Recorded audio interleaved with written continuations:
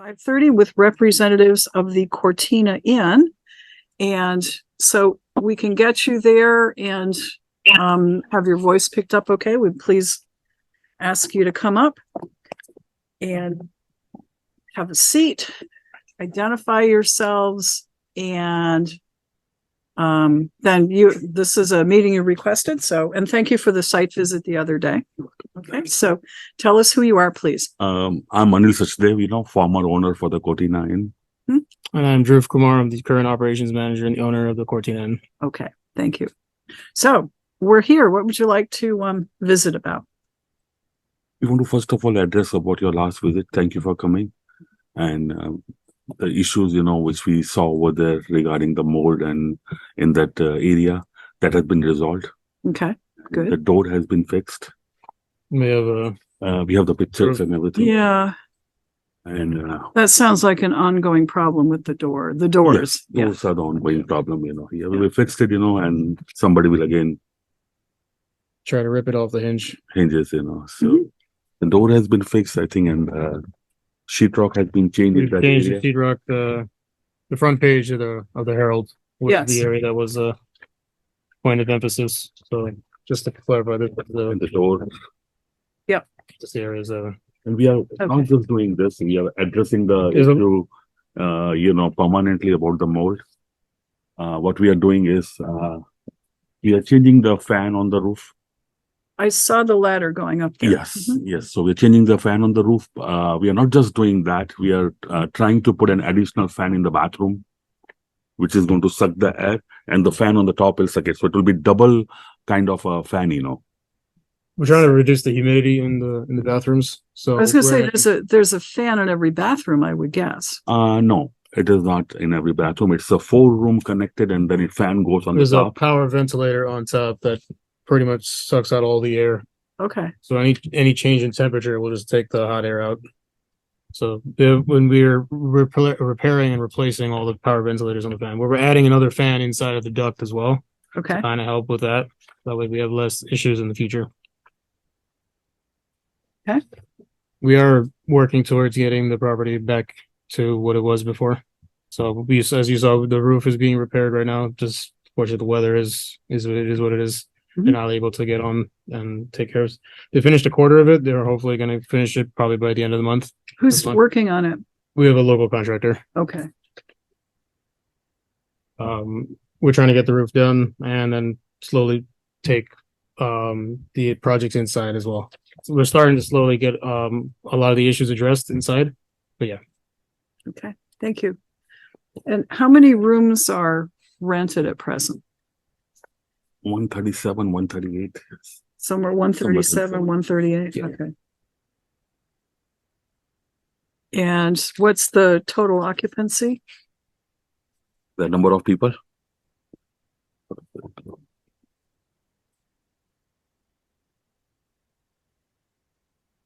200 plus 200.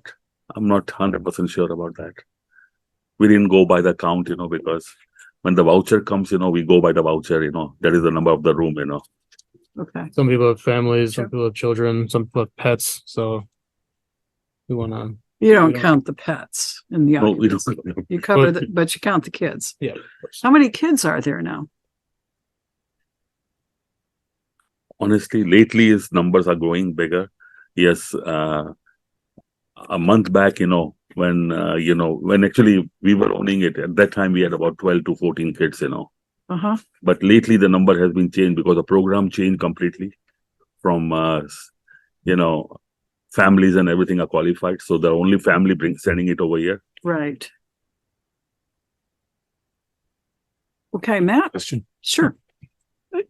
You just stated the vouchers go by room and you're uncertain how many folks are in the hotel. Do you have any way of monitoring if folks on a voucher in a room are inviting guests in to stay with them in those rooms? They have to address that with the staff at the front desk. And we have to address that with security if they're allowed to have someone. If it's a relative or a child that's not on the voucher, they do immediately inform us. Because a lot of times it's just one person and that person might have a child. But that's not currently staying with them. It could be with another family member or another relative. So if anybody else comes in, they're supposed to go to a front desk. Absolutely. That's assuming that everyone can only come and go through one door. Yeah. Which Mm, has been a problem. But we do make a security round at 8 o'clock to check everybody's room. Okay. If the Do you people- go but into the rooms? We knock the room, and we have a cameras where we keep an eye on everybody. If they're walking in the hallway, if they open the room number 101, we know that the guy went into 101. We have cameras positioned pretty much throughout the building, and we have security patrolling the hallways, especially after hours. After once the sun starts to go down, that's when they kind of patrol the hallways every hour and a half. So Okay. That's- Matt, that's you good. had other questions? Go ahead. Well, no, I was just trying to get a picture. So you started to say the number of kids was somewhere between 12 and 14, but because of the change in the voucher program and families now being the primary focus, the numbers families, people have with gone up. disabilities. Right, Yeah, there are certain people that have been more eligible to get a voucher. right. After July 1st, they were trying to get people to get more housing, but Mhm. there are a few people that are still eligible for a voucher that they're trying to push to Right. get a voucher. So how many kids now? I'm gonna say maybe I have no clue. I hadn't counted. Probably- honestly. 20, 25 kids. 2025. Does this, We can't tell because a lot of them are going to school, so we don't really see them during the day. School knows. does this, School also contacts us to make sure that everyone in the hotel is being registered into Okay. Rutland Town School District. okay. Okay.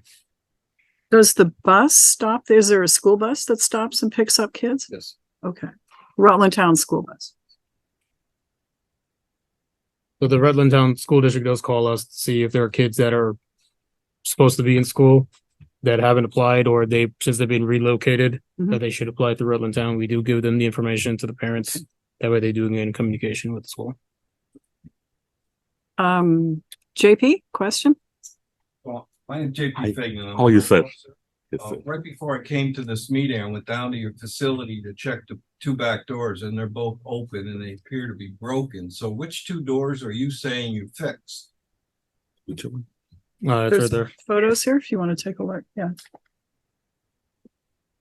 The door is staying open because there are people that do have wheelchairs that do access that There weren't anybody with wheelchairs around when I was there, and the doors were open. About 2 years ago, I made a request that you alarm those doors. Is there some reason why you haven't? We tried all the different alarm. It didn't work. Well, they seem to work in all the other facilities.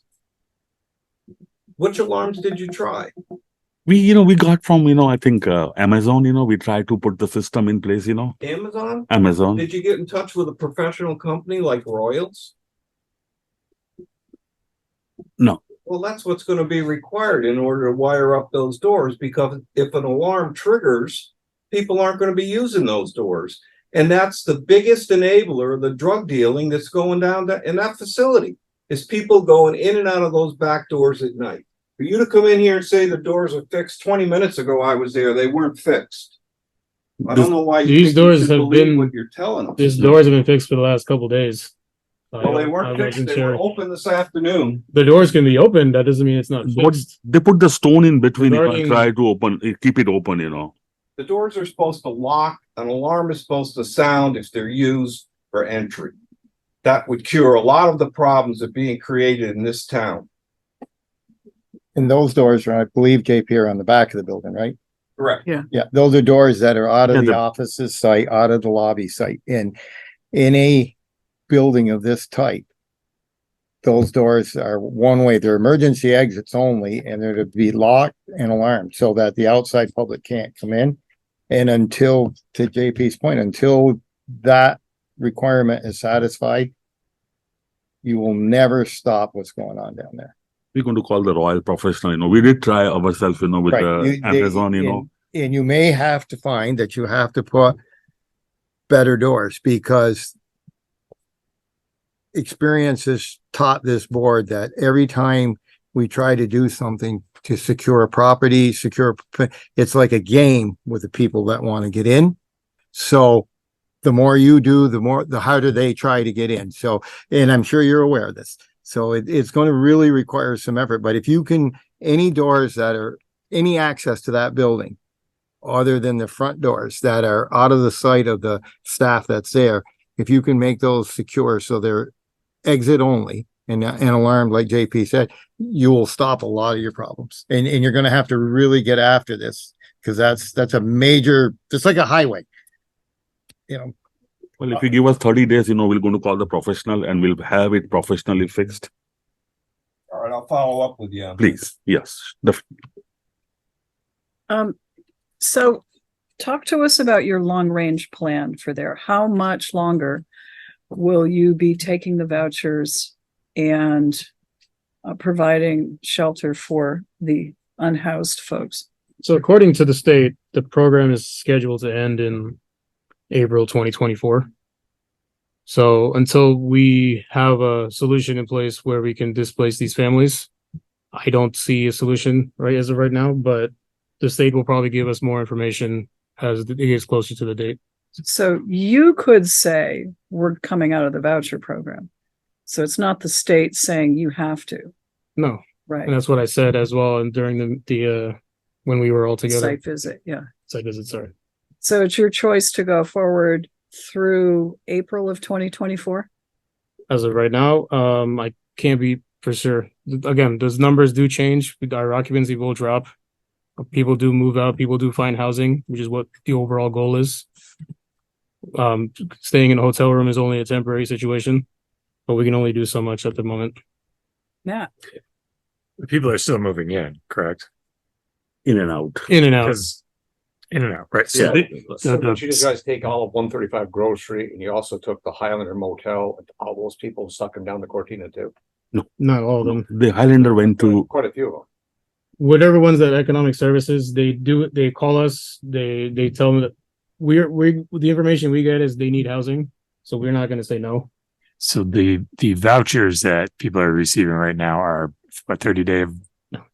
no. It's some a of case them by are- case basis. Some of them are So 7 days, some it are could be 14. any, It it could be a any one length nighter, of it could time. be 3 nights. And when they've expired, if they need one again, they can apply again and get another one that's Yeah. it's As clearly per- open. yeah, it's So- per the state So we basis, have data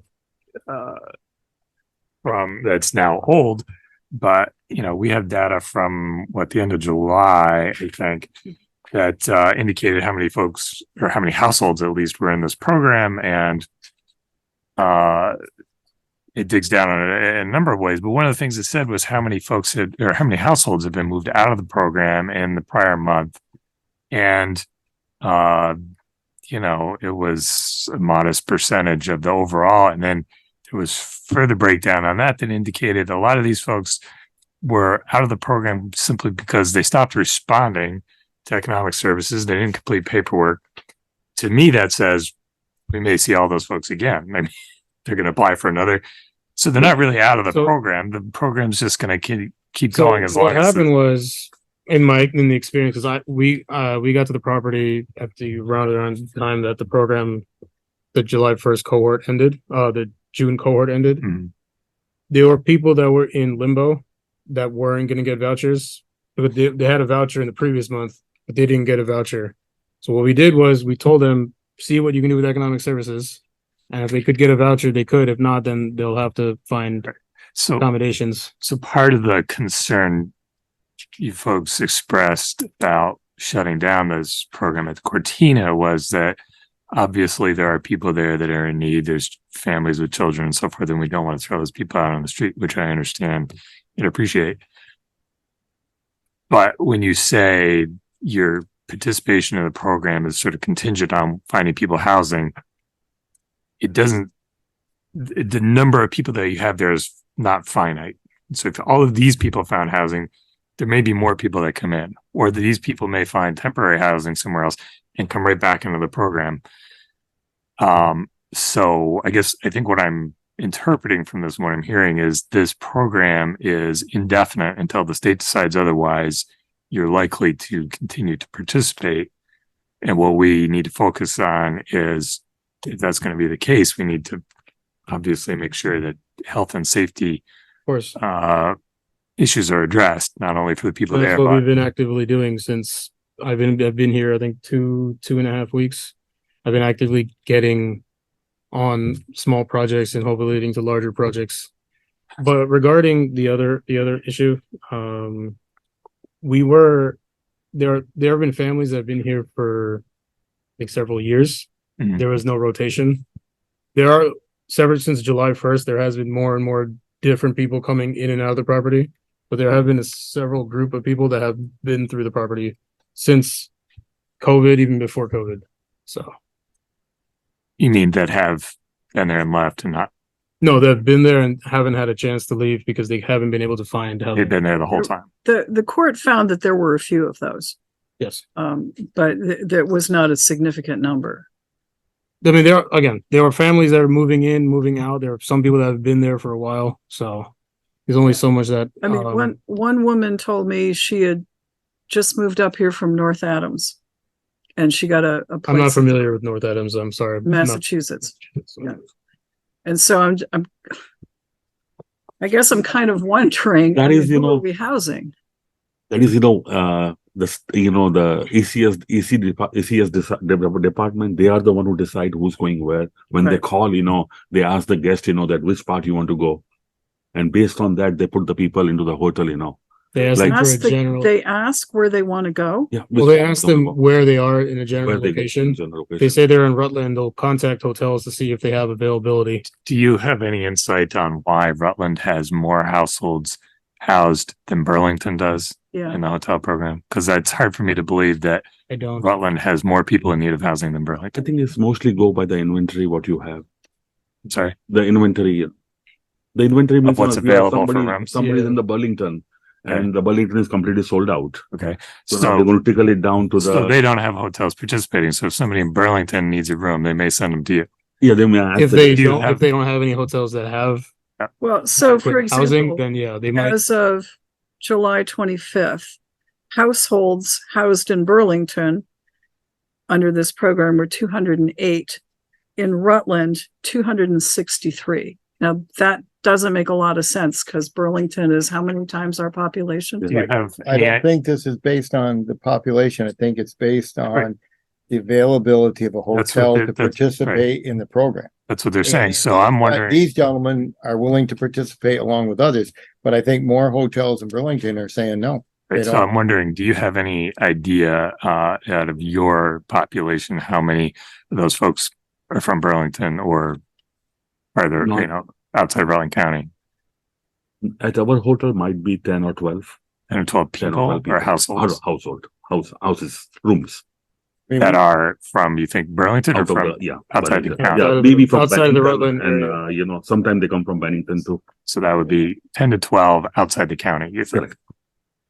But, and I also think, Matt, our proximity to neighboring states is a little different. Burlington is a little further away from Massachusetts. They border New York. And Mary just said, we got somebody from North Adams, Mass that's here. And the state of Vermont doesn't care where you come from. If you apply, they're going to give you a voucher and let you go. Which to these, they don't have any say over who goes there and who. They show up with a voucher and they got a room, they're gonna house them. And that's what the state expects. That's what I think this, the state does try to accommodate them as much as possible. Sometimes there is a language barrier. Sometimes they try to put them with family or relatives. But it is a challenge that we have to deal with because it's a. the one thing the state has not taken in consideration is that you house people in these numbers, in these situations where there's not a lot to do, and the folks that make a living off of other people get together with other folks that make a living off other people. And now we start talking and we start planning and scheming. And so you have loners that now have friends and we put them all in one place, and the, less suitable citizens multiply. Is the way I'm trying to be as polite as I can here with what's going on, but that's what I see happening there is that, and this is nothing you guys have anything to do. You're taking these folks on the vouchers. And I understand this is a business decision on your part. Who goes there is probably more sent by the state than anything else. And you do have people that Of course, that make a living other than reputable responsible job. And so when you get these folks together, now we're thinking, well, we got 3, 4, 5 of them here, and we've got a group of people that want to go steal and take and do whatever. So that point is whatever. My concern with this whole thing and with meeting you tonight is on the 23rd of September last year, an agreement was signed, and this agreement is in place. I believe you guys have a copy of this, and there are specific guidelines here. One of the things that said here, number 5 on this is that this would end on the 31st of March, 2023 at the end of the voucher program. It is now the 12th of September, 2023. The voucher program obviously hasn't ended. So you folks are still taking people in. I know the business changed hands at the end of June, but the property is still operating under the same somewhat same management. And I apologize for not remembering your name and stuff, Is that Drew? but I know that, you know, you're new to this to some extent. You're an old hand at it. So, my concern as a board member is a couple of things. This agreement, and it did say this was an enforceable agreement, was that after the, March deadline, folks would be gone. So I want to know what your plans are. How are we going to go for it? There was a sum of money to be paid to the town every month. I understand that has not been paid in full since actually May. June was a partial payment. And what is the plan? Because the inconvenience to our police department and neighboring businesses down there has not lessened. It is probably greater now. And I'd like to, know what your plans are. If you're going to continue with this, if the back months of this monthly payment are going to be made, and it sounds like you're going to participate in the program until next spring, because the state doesn't kick people out in the winter. We've already been down that road. We already know it. And, it would be, I understand the fence is going up. It took almost a year to get the fence up, which is disappointing from my perspective, because it should be done. And let's face it, we all know what you guys are getting paid per room. We know how many rooms you have. Anybody can do the math. We know the money that is coming into your business and into your facility. I don't know what your outgo is, and nor do I really get too concerned about what you're paying help or paying for anything like that. It's probably significant, but I really think that some things should be done faster.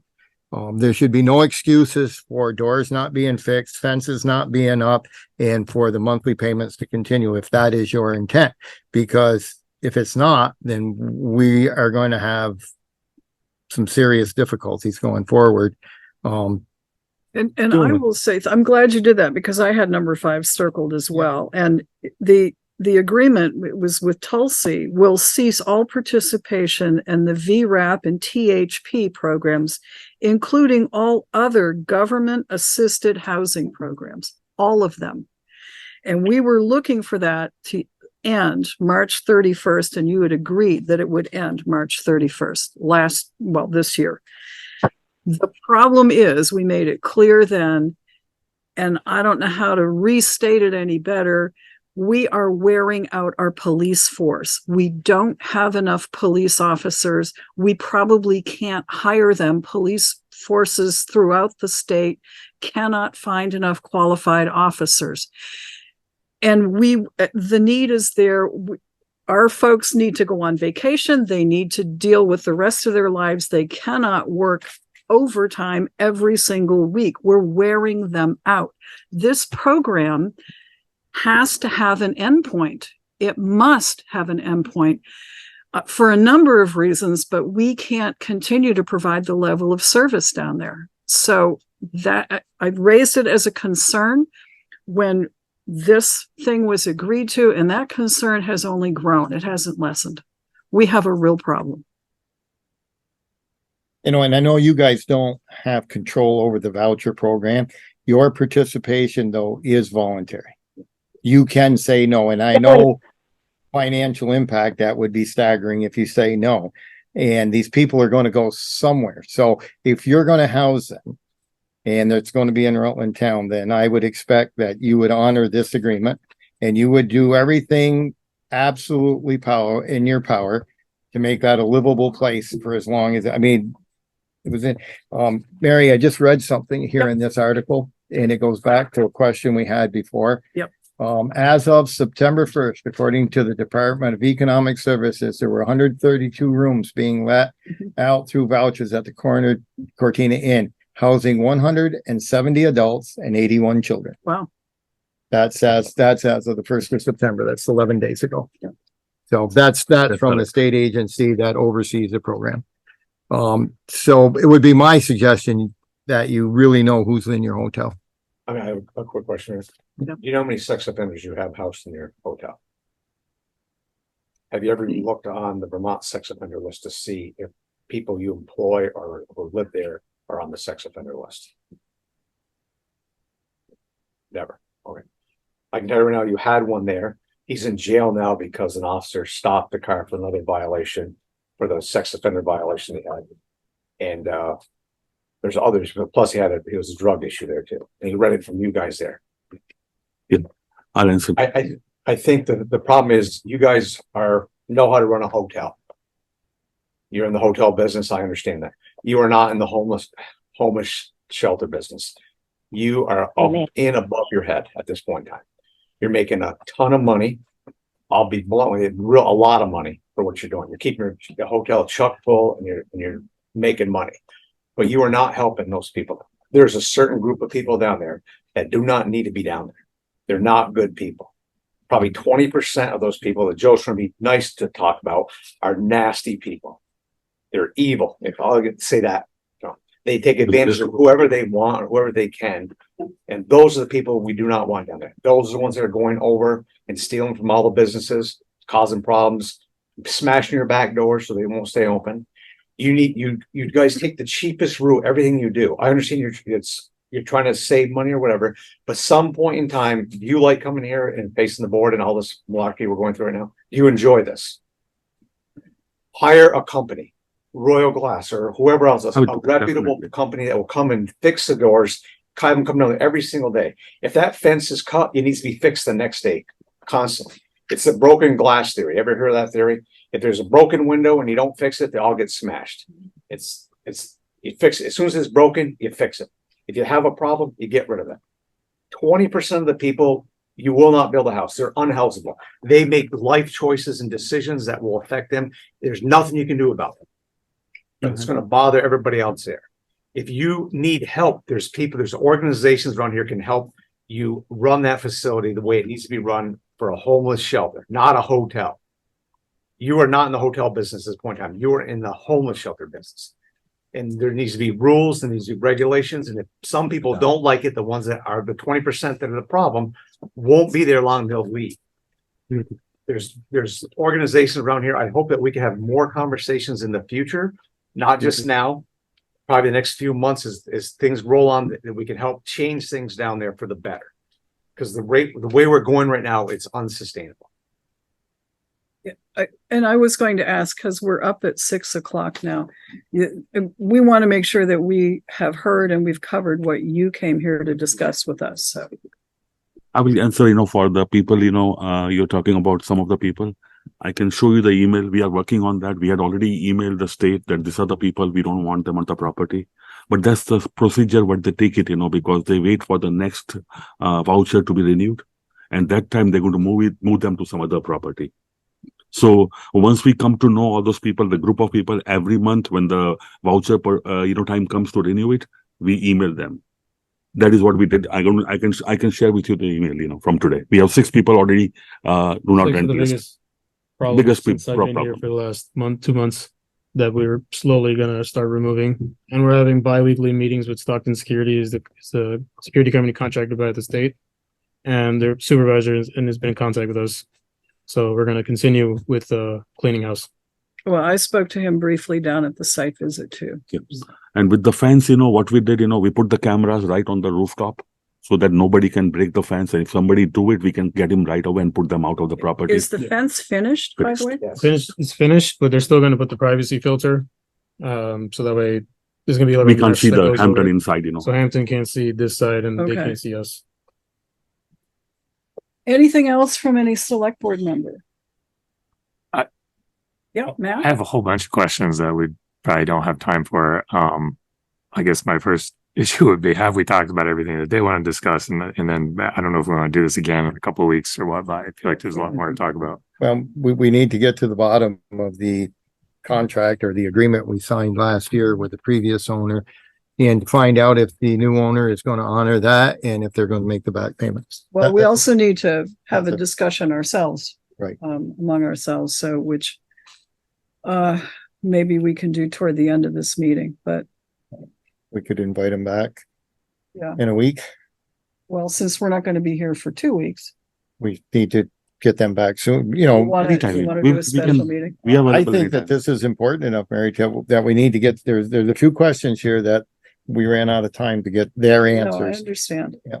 We And did a site visit too. You so did the we're- site yeah. visit, we've had them here, and now there is the financial. We will end to assure the you account. about the Royal Glass that, we're going to hire the company to put the glasses and they will be secured with the, whatever the mechanism. I don't care if it's Royal, it's a company you. Company, yeah. Let's have a reputable company that will stand behind their work. And Perfect. we can call them, they can come fix it almost immediately.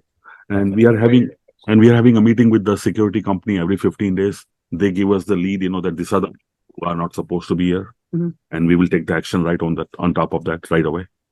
So that is what, and regarding that contract, can we have a next week a meeting for that?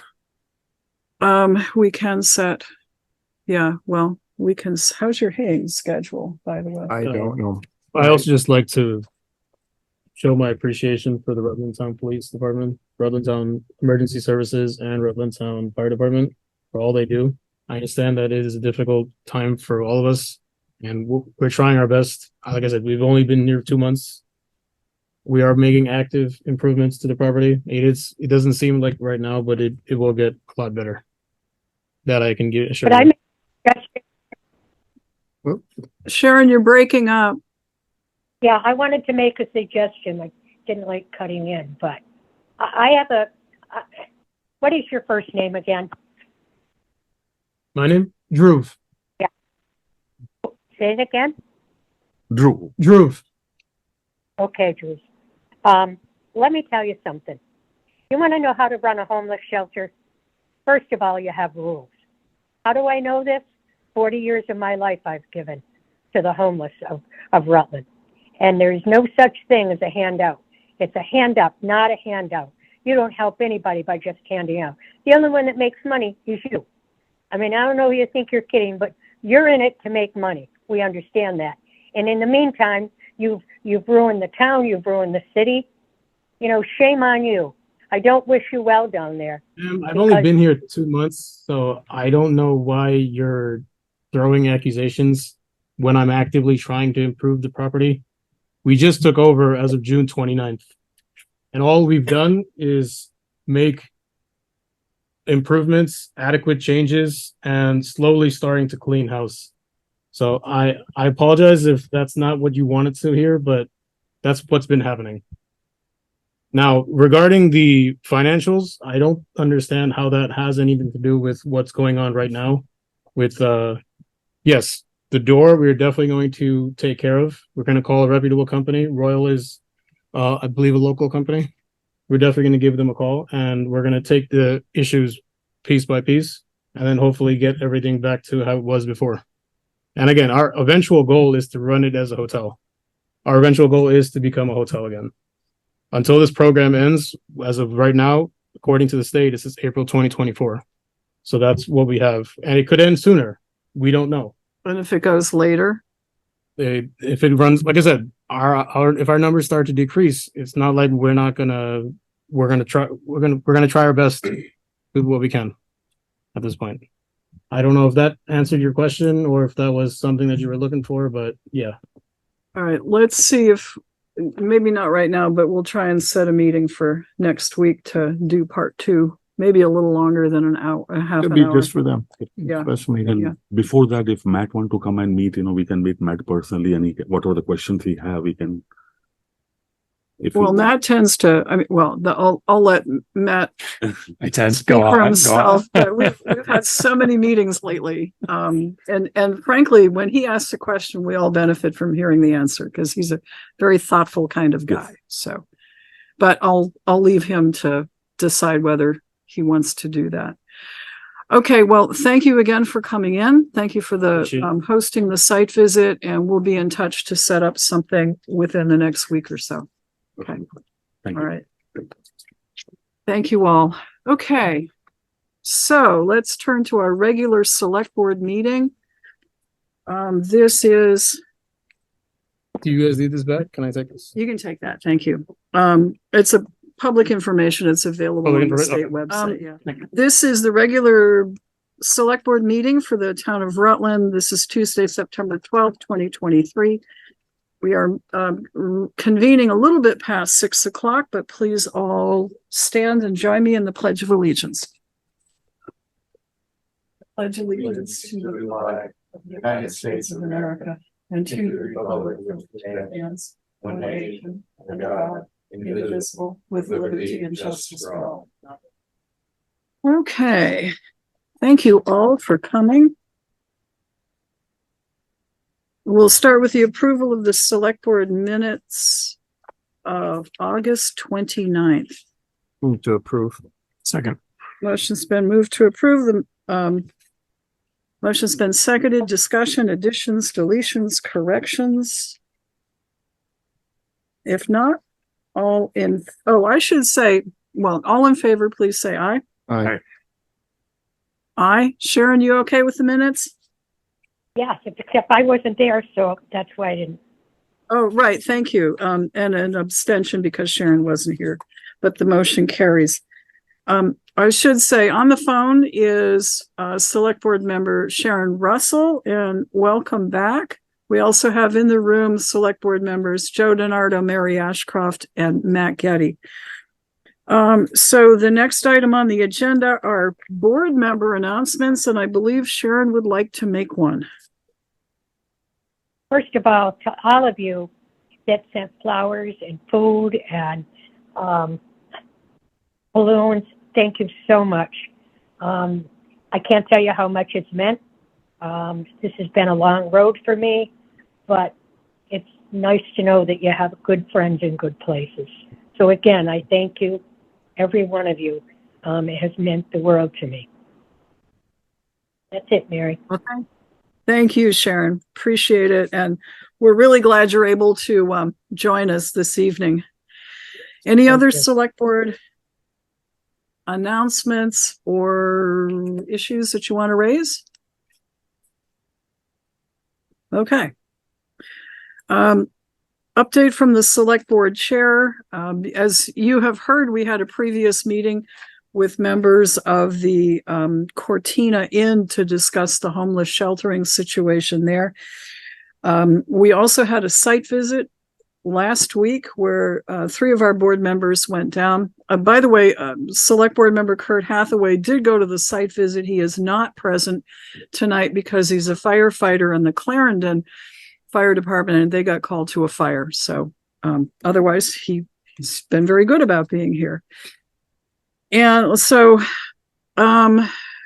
we do have later on the agenda a review of the Cortina Inn site visit, and we probably should have a brief executive session relating to that issue because we have some advice from counsel, and we have that I would like to go over with you, and we're in the midst of basically some litigation. So for those reasons, I would ask for an executive session later.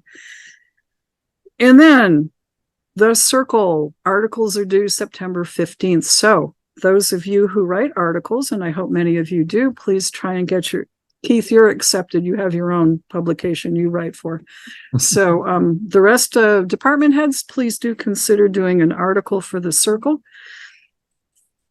Okay, are there questions from the floor or public comments? Paul? No, I was Yes. just here. I was late for I saw it on the agenda that there was some discussion about the walkthrough.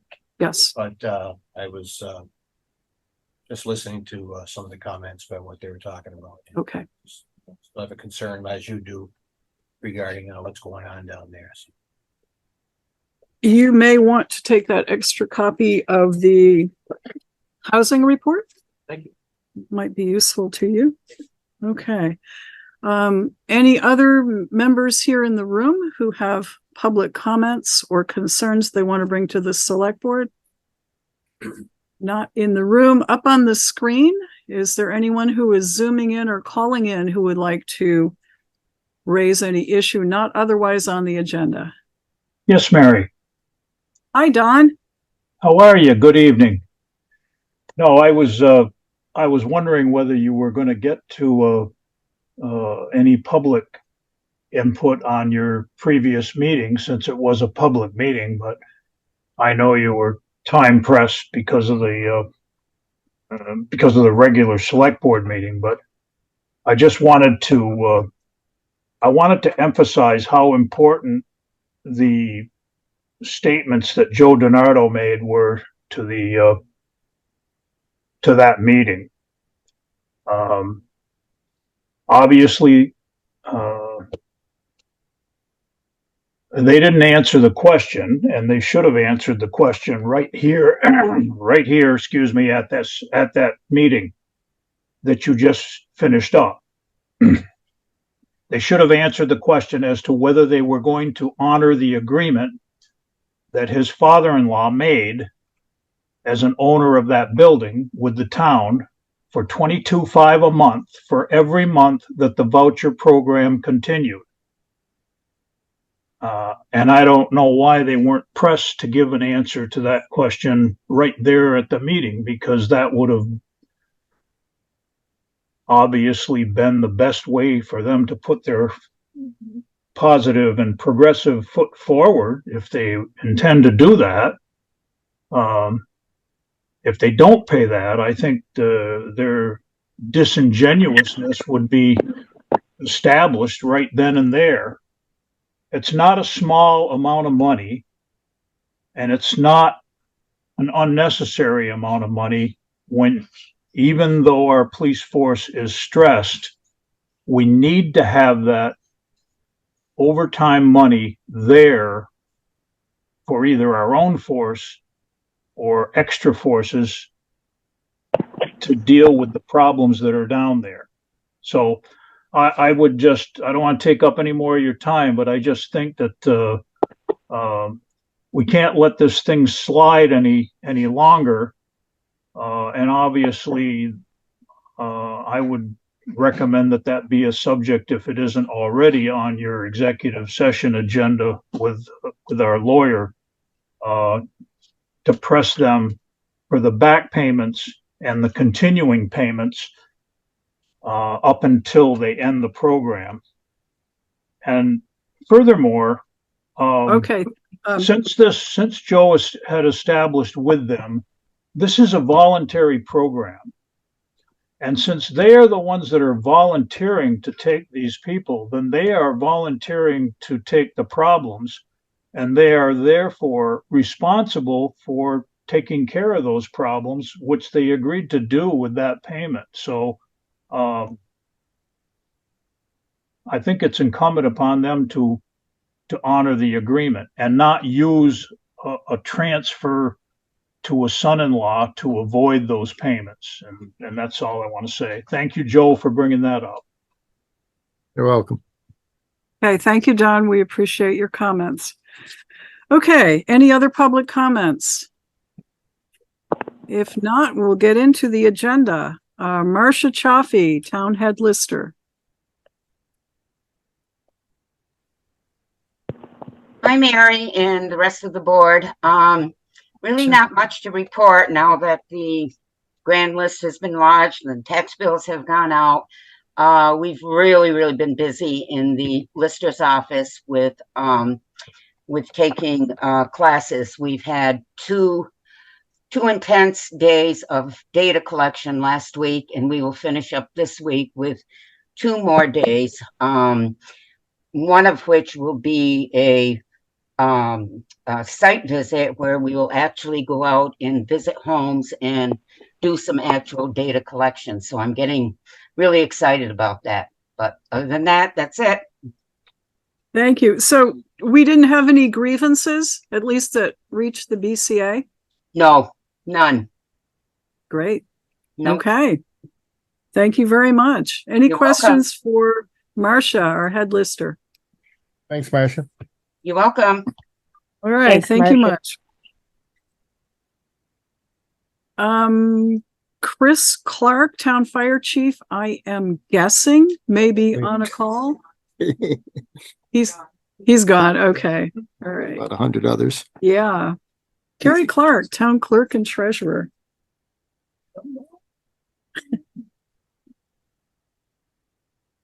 It was like a roll call, Mary, when the dispatcher was calling them out. It might have been easier to call them who they didn't. Yeah. Stay away. Hi, Kari. How are you holding up? I don't know. What day is it? Where am I? Oh, come on. All right. Few things to discuss tonight. What would you like to start with? Well, let me just check in on the payments from the Days Inn and Cortina Inn on homeless housing. So we haven't received the stipend. I don't think it's called a stipend, the settlement funds from Cortina Inn for quite some time now. Okay. They are definitely backed up with those. I did receive a tax payment for them. Okay. They did come in and pay their taxes, but they did not pay the settlement funds. We did see, and we have consistently seen the owner, the SA2 hospitality owner, which is Days Inn across the street from Cortina. They consistently come in and pay their settlement funds based on the amount of people that they house during that month. Right. And they are very clear about exactly how many, and they put it on their check. And he's a very lovely man to deal with, and he's consistently coming in on a Wednesday. So we really enjoy seeing him, not for the funds, for the actual person. So when the numbers of how many folks he housed are on the check, do you track those? I am keeping track of every payment that I'm receiving. Okay. I also keep a copy of the check. So every Good. time that he brings in a check, I photocopy it. So I have copies all available. I'm certain that I can go back and write those numbers down. Okay, good, thanks. Their agreement is based on occupancy. Actual occupancy of the previous month. So they pay at the end of the month because they know the A exact count. little different agreement It than is. what we have with Yes. Cortina. Cortina was a flat rate regardless of occupancy. Right. I didn't see that in there. Yeah, And it's been about 75 days they owe us for. Yeah, it's been quite a while. All of July, all of August, and July, a August, few and a days few days at the end. Yeah. in a few days in September and a few days in July or June. Yeah, Yeah. I think they paid right up until the transfer. the transfer. Oh, they, And they And figured then it out by that- day. They figured it out by day and paid you, I think, 29 days or 28 yeah, days. because They that last prorated payment it. was what, 21,000? Yeah, It wasn't they the full prorated 22. it. That's Right, right. yes. Yeah, That's it right. figures out to $750 a day on a 30-day month, so they just deducted the number of days he didn't own it. It's not hard to figure out the game. Okay, thanks. Sorry to interrupt you. Okay, No, that's important. Very important. now your other stuff. Okay, well, let's see. Today's the day after the first tax installment. We made it through, barely. Roughly 95% of those first installment taxes were collected. Saw a steady stream of people in here doing that. So I'm pretty confident we're back to what we were pre-COVID before I came. I'm pretty sure that people are back to whatever way that they felt comfortable paying. So I will put it out there that I will be putting in the paper and other means necessary that I'm looking for my third person once again. Good. That's hoping to get published this time by the end of the week. Felt it a lot during this tax installment, the fact that we were down a person and needed some extra help. Felt it a lot. So that's where we are on taxes. Our new phones were installed. Okay. And the system is wonderful. It's clear and crisp. We haven't had any calls drop on us. Did you have a phone? I don't have a phone. You used to have a phone. They took my phone away.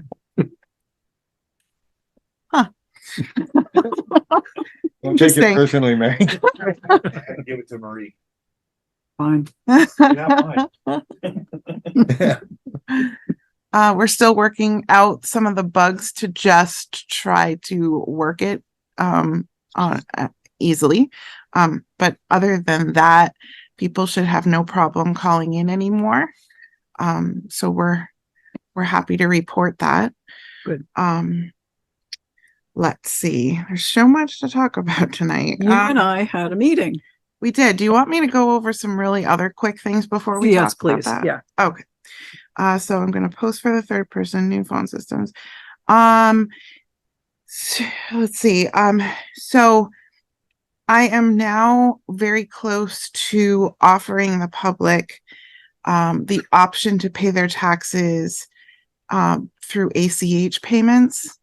And I am saying this publicly because I was just on the phone with our bank representative, and that's the last piece that we're working on is the actual file that I'll need for our bank. Nothing that you guys have to worry about, but he was actually wondering what the interest would be, like who would be interested in signing up for that. And we can certainly start the process by not knowing how much money would be kind of like the goal for the file. But I just wanted to say that this option is going to be available, and I'd be happy to answer any questions for anyone that is interested in knowing about it. We do have a consent form to fill out, and that will pretty much explain the entire process and all of its confidentiality purposes. So call the office with any questions, and I'll kind of get a feel of who's interested in that option for their tax payment moving forward. So I'm excited about that. That's a lot a great of option. wonderful Yeah. things happening soon. And then so among that is talking about our digital record contract. I know that that's one of the things we need to discuss, which is longer. Indeed. And you and I did have a meeting with I'm drawing a blank. Vermont Bond Bank representative. Thank you so much. Like I said, where am I? And that's the other thing that I had on my list to talk about, two lengthy things, so I don't know which you would like me to Okay, choose. well, let's take COTS first. I think in your packet you have there's the COTS. Books. Yeah, I know, a couple of books. There's a short book and a long book. What's the difference? Our attorney has reviewed this, Kevin Brown. This is for digitalization of our land records. And our attorney has reviewed it, made some changes which were accepted by the COTS folks, and then has sent it down for our consideration. So Kevin's been through this. Kevin's been through this. I know there was a discussion 2 weeks ago. There were some things that you wanted to get cleared up. Are you happy with what he did? Absolutely. So he and I had phone conversations.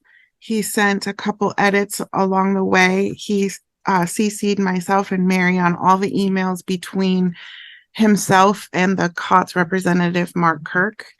And the versions that you have, and I say versions because Kevin had a couple of them toward the end there that are actually similar. Like the two final ones, the final one really does reflect the final one. I checked. Good. There isn't any changes, but you should have copies of his underlying red areas that were approved by COTS. I think that shows up. Yeah, it's underlined, but not It's not necessarily red. Yeah. And the vendor is all on board with this document. Absolutely. There is approval from COTS that I of see that. Kevin's So we beat this additions. to death for a long time, Mary. Yes, we have. We've been at it about 2 years. Yes, we have. So given that our attorney, I'm not worried. Either one. eternity, I've been here for an eternity. Our attorney has approved this, COTS has approved it, that I would move that we approve the contract and move forward with this project. Motion's been made. Is there a second? A second. Okay, motion's made and seconded. Discussion. Kari, is there been, Did you find? where are we something now on pricing? Okay. Yeah. Please review for us what we Sure. it's down to. Sure. Okay. So, the best that I can do on my brain power at the moment is, so we've decided on starting with a small chunk of our land records to move forward. So that means that this contract is asking, is providing us with a quote for, digitizing our land records and index that is from 2014 to current. And that includes all of the current books that I've done. So I'm up to book 231, and he has that in the contract. Okay. I do not need the 2 workstations that he has provided quotes for, each of them around or above $5,000. I do need the scanner, which is the thing that you put the land records in. But that's included with the installation. So taking off, and I marked it, it's on page 23, the 2 workstations. One is called a search station and one's called a workstation. I don't need them. They're essentially computers that we already have. One is 5,700 and the other is 4,500, almost 4,600. That will save us right off the bat. So in the original, I should check do not purchase and That's do correct. not purchase. Okay. That's thank you. correct. There are, so that is what this contract is for. You have a larger contract for Record Hub. This is the online software that everybody uses.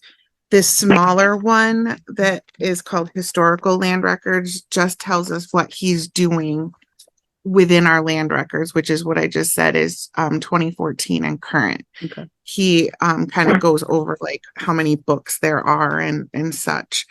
But certainly they'll assess it.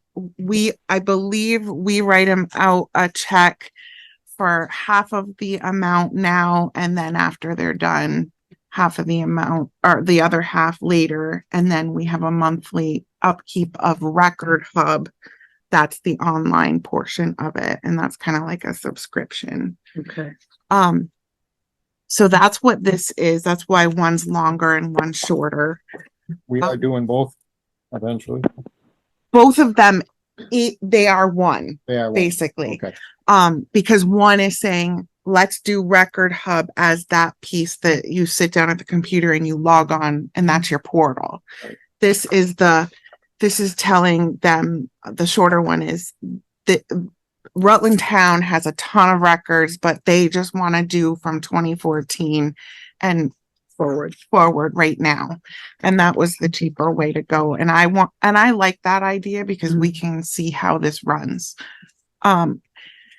Aside from that, I did reach out. Kevin wanted me to reach out a couple weeks ago. Gosh, I don't even know when it was, to Bristol. Specifically because number one, he lives in Bristol and he goes to that town hall, and they have this, And it's just another town that's similar to ours to see if they enjoy it and if they've had any problems. I did right then and there.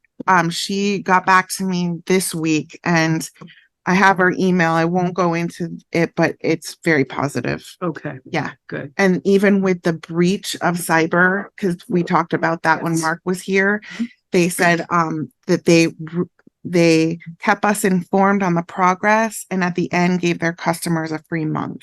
Okay. Just it sounded positive. The rest of the email, and I can share it with you if you need to hear that. And the too. money is coming from Capital improvements. And the last fiscal year that ended, I brought that with me, which was fiscal year 23. I had reported earlier that we're still in question of, I don't believe we are to include any money that is the settlement funds. correct. So taking that out of our total that we did not spend that would ultimately get swept over. I'm looking at 369,822 and this is 40 grand roughly. Okay. So we have more than plenty in that capital improvements fund.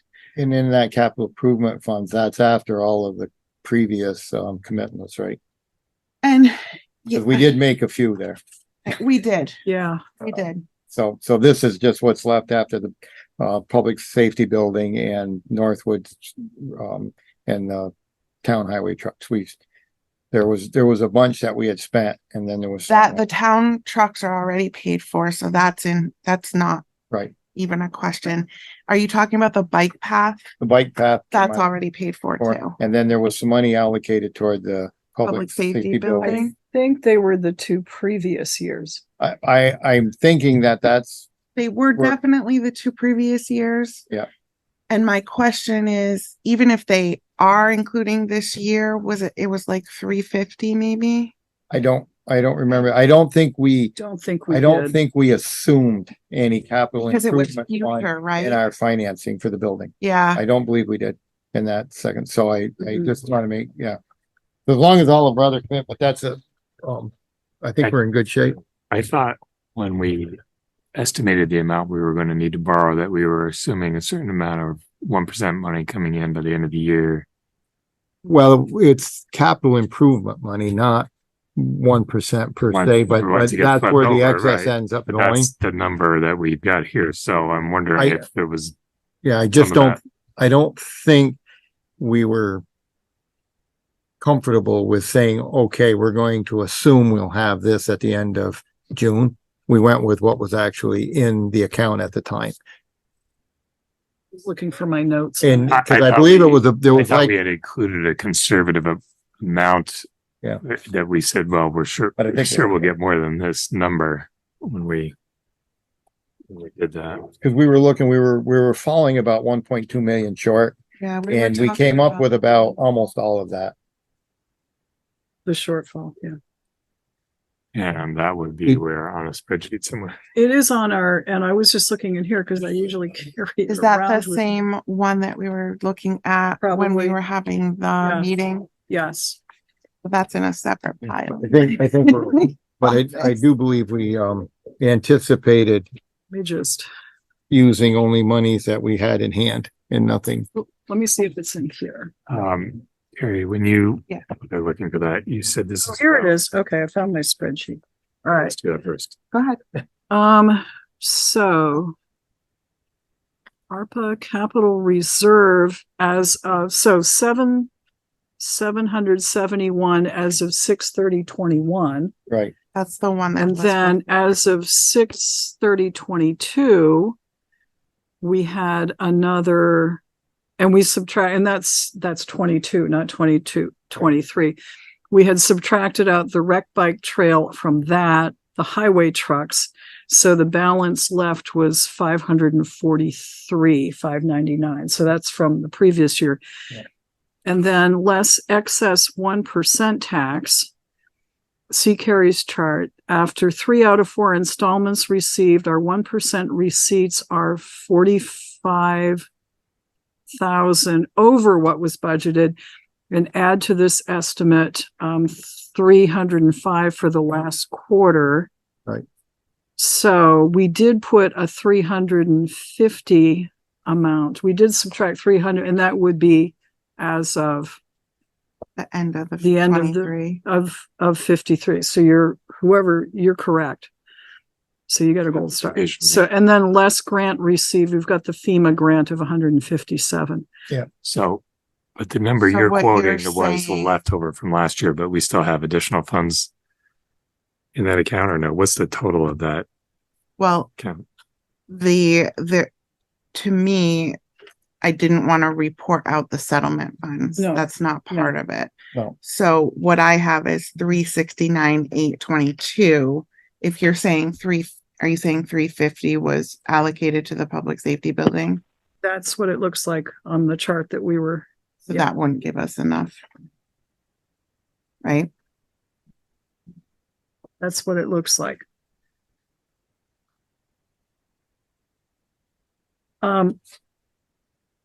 So everything else in capital improvements at this point is spoken for. Apparently Was it's it- all going to the public safety building. Did you say 359? In what's in capital? 69. 369 is what we're sweeping over from the fiscal year 23. Yeah. And then you said this was gonna be about 40,000, but whereas I'm not sure if I've got it all in front of me. In the smaller document on the last page, at the top, it says estimated project fees 18,900. Is that only part of this and that? So yeah, that one is only part of it. If you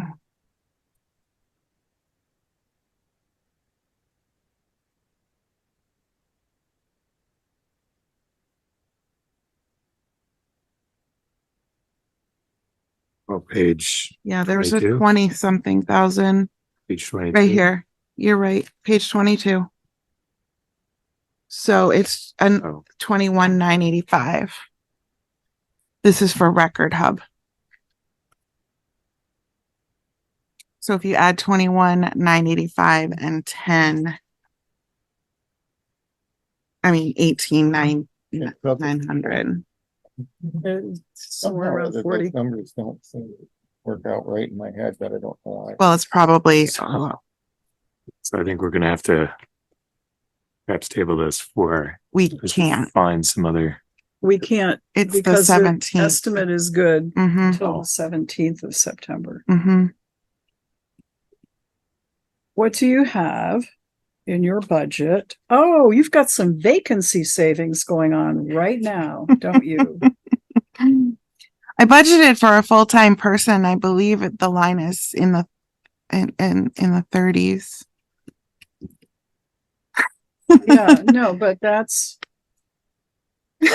Yeah. I know. Uh-huh. And also, are we going to do the downstairs this year? Because we budgeted 40 in That's that true. line. Part of that will probably come in. Some of the work will get done. Some of it will get done, but it's possible there's some others that would not. And we're going to work on a grant to see if we can get some covered. So there's a little wiggle room there. Vacancy savings right Yeah. now. And yes, you'll fill the position hopefully, but we're going to have at least a few months worth of salary. Right. There's Right. about Let's see. 19 available that's not spoken for. So Somehow or other though, and I don't know, I've got to. The amount I thought would have been more based on some other stuff, but I'm not in touch with it like you are every day, so. What amount? The capital improvement based on some of the other incomes that were higher. Yeah. But I don't know if that, because I remember if it was the delinquent taxes came in higher, way higher, and yeah, it's all figured in there. because I thought you said that was, I forgot what you said, the delinquent taxes were a couple of 100,000 more than anticipated. Yeah. And then we had a 300,000 more, but we must have had something else that took some of that. We must have Think some so. overtures in a budget or something that Oh, we- I think we did. somehow or other, because in my mind, I added those numbers together and I came up with like a 500,000. But then there was somewhere we spent about 130 for something that I wasn't, but your numbers, and I don't know why I was thinking it was more, but I don't know. We're in kind of a, if we want to honor that contract, we can, if we approve it, but we're going to come up short somewhere. Hmm. If you use, there's approximately 19,000. We made 350 commitment and there's 369. So there's 19. So we're about 20,000 short. I mean, if we use it out of the building maintenance, it's not the end of the world. And And a little out of vacancy savings. I'd rather see her hire somebody right off Yeah. rather than struggle with short one person. So But so we've already, What do you do? So we're in a new fiscal year. Mhm. Is it best practice or not to anticipate funds that may or may not happen, like the local options tax? I would stay away from that. yeah, we've already sort of estimated it. We for went the up, past, we went up setting to the tax 1.2 rate. from 1. Yeah, There's a chance that by this time next year, you'll have a puddle again, but you don't Never know. know, There's no, right. and I was Never know. surprised that we would have spent anticipated, but actually we spent money that you already had theoretically toward the public safety building. So, I mean, I'd be okay with using the 19 that's left. We've committed 350. Am I correct, Mary?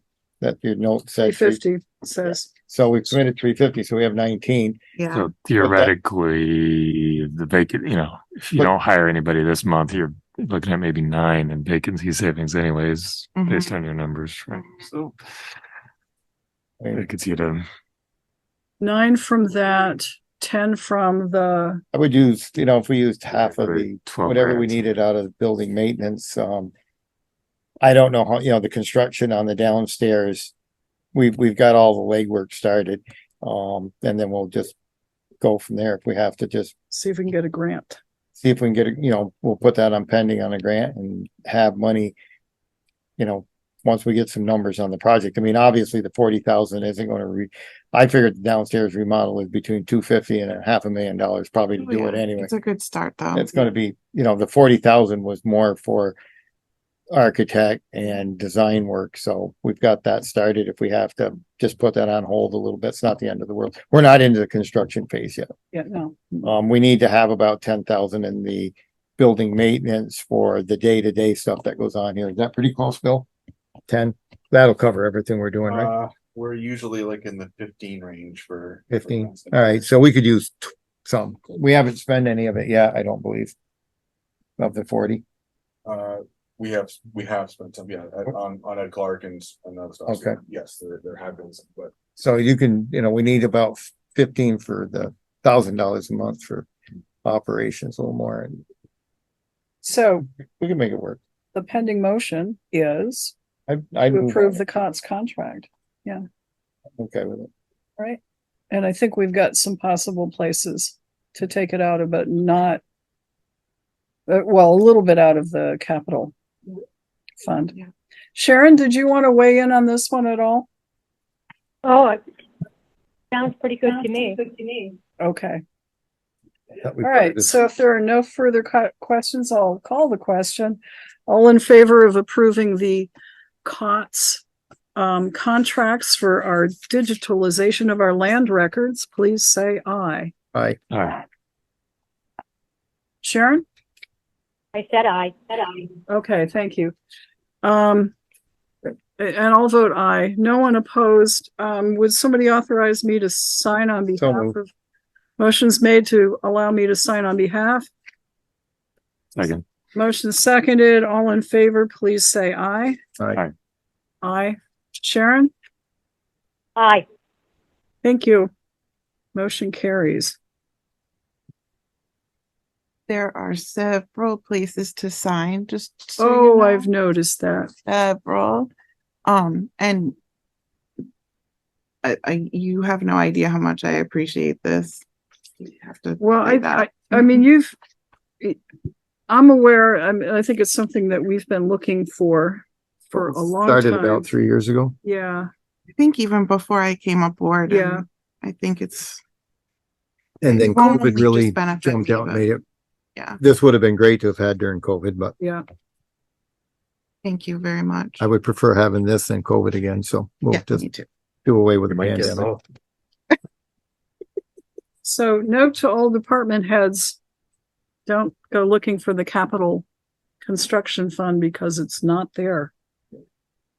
Sorry. Everybody got a little piece of it That's when you right. think about it, That's right. right? Highway. What is today? Today is the 12th. Okay, so that's the short version signed. I should have, next time we'll authorize the clerk to sign. Not an idea. Okay, so, The last thing is what we talked about Okay. in the meeting. yeah, Maybe I'll let you, when you're done, summarize that, just because okay. You can talk Well, numbers and Okay, so we met with the Vermont Municipal Bond Bank to gather information. I think a couple of takeaways from that, and JP and I think Joey have had this constant frustration that when you get a bond, you can't pay it off early. And that was our big question. Can we get a bond that would allow us to pay it off early? Is there such a creature? And the answer was no.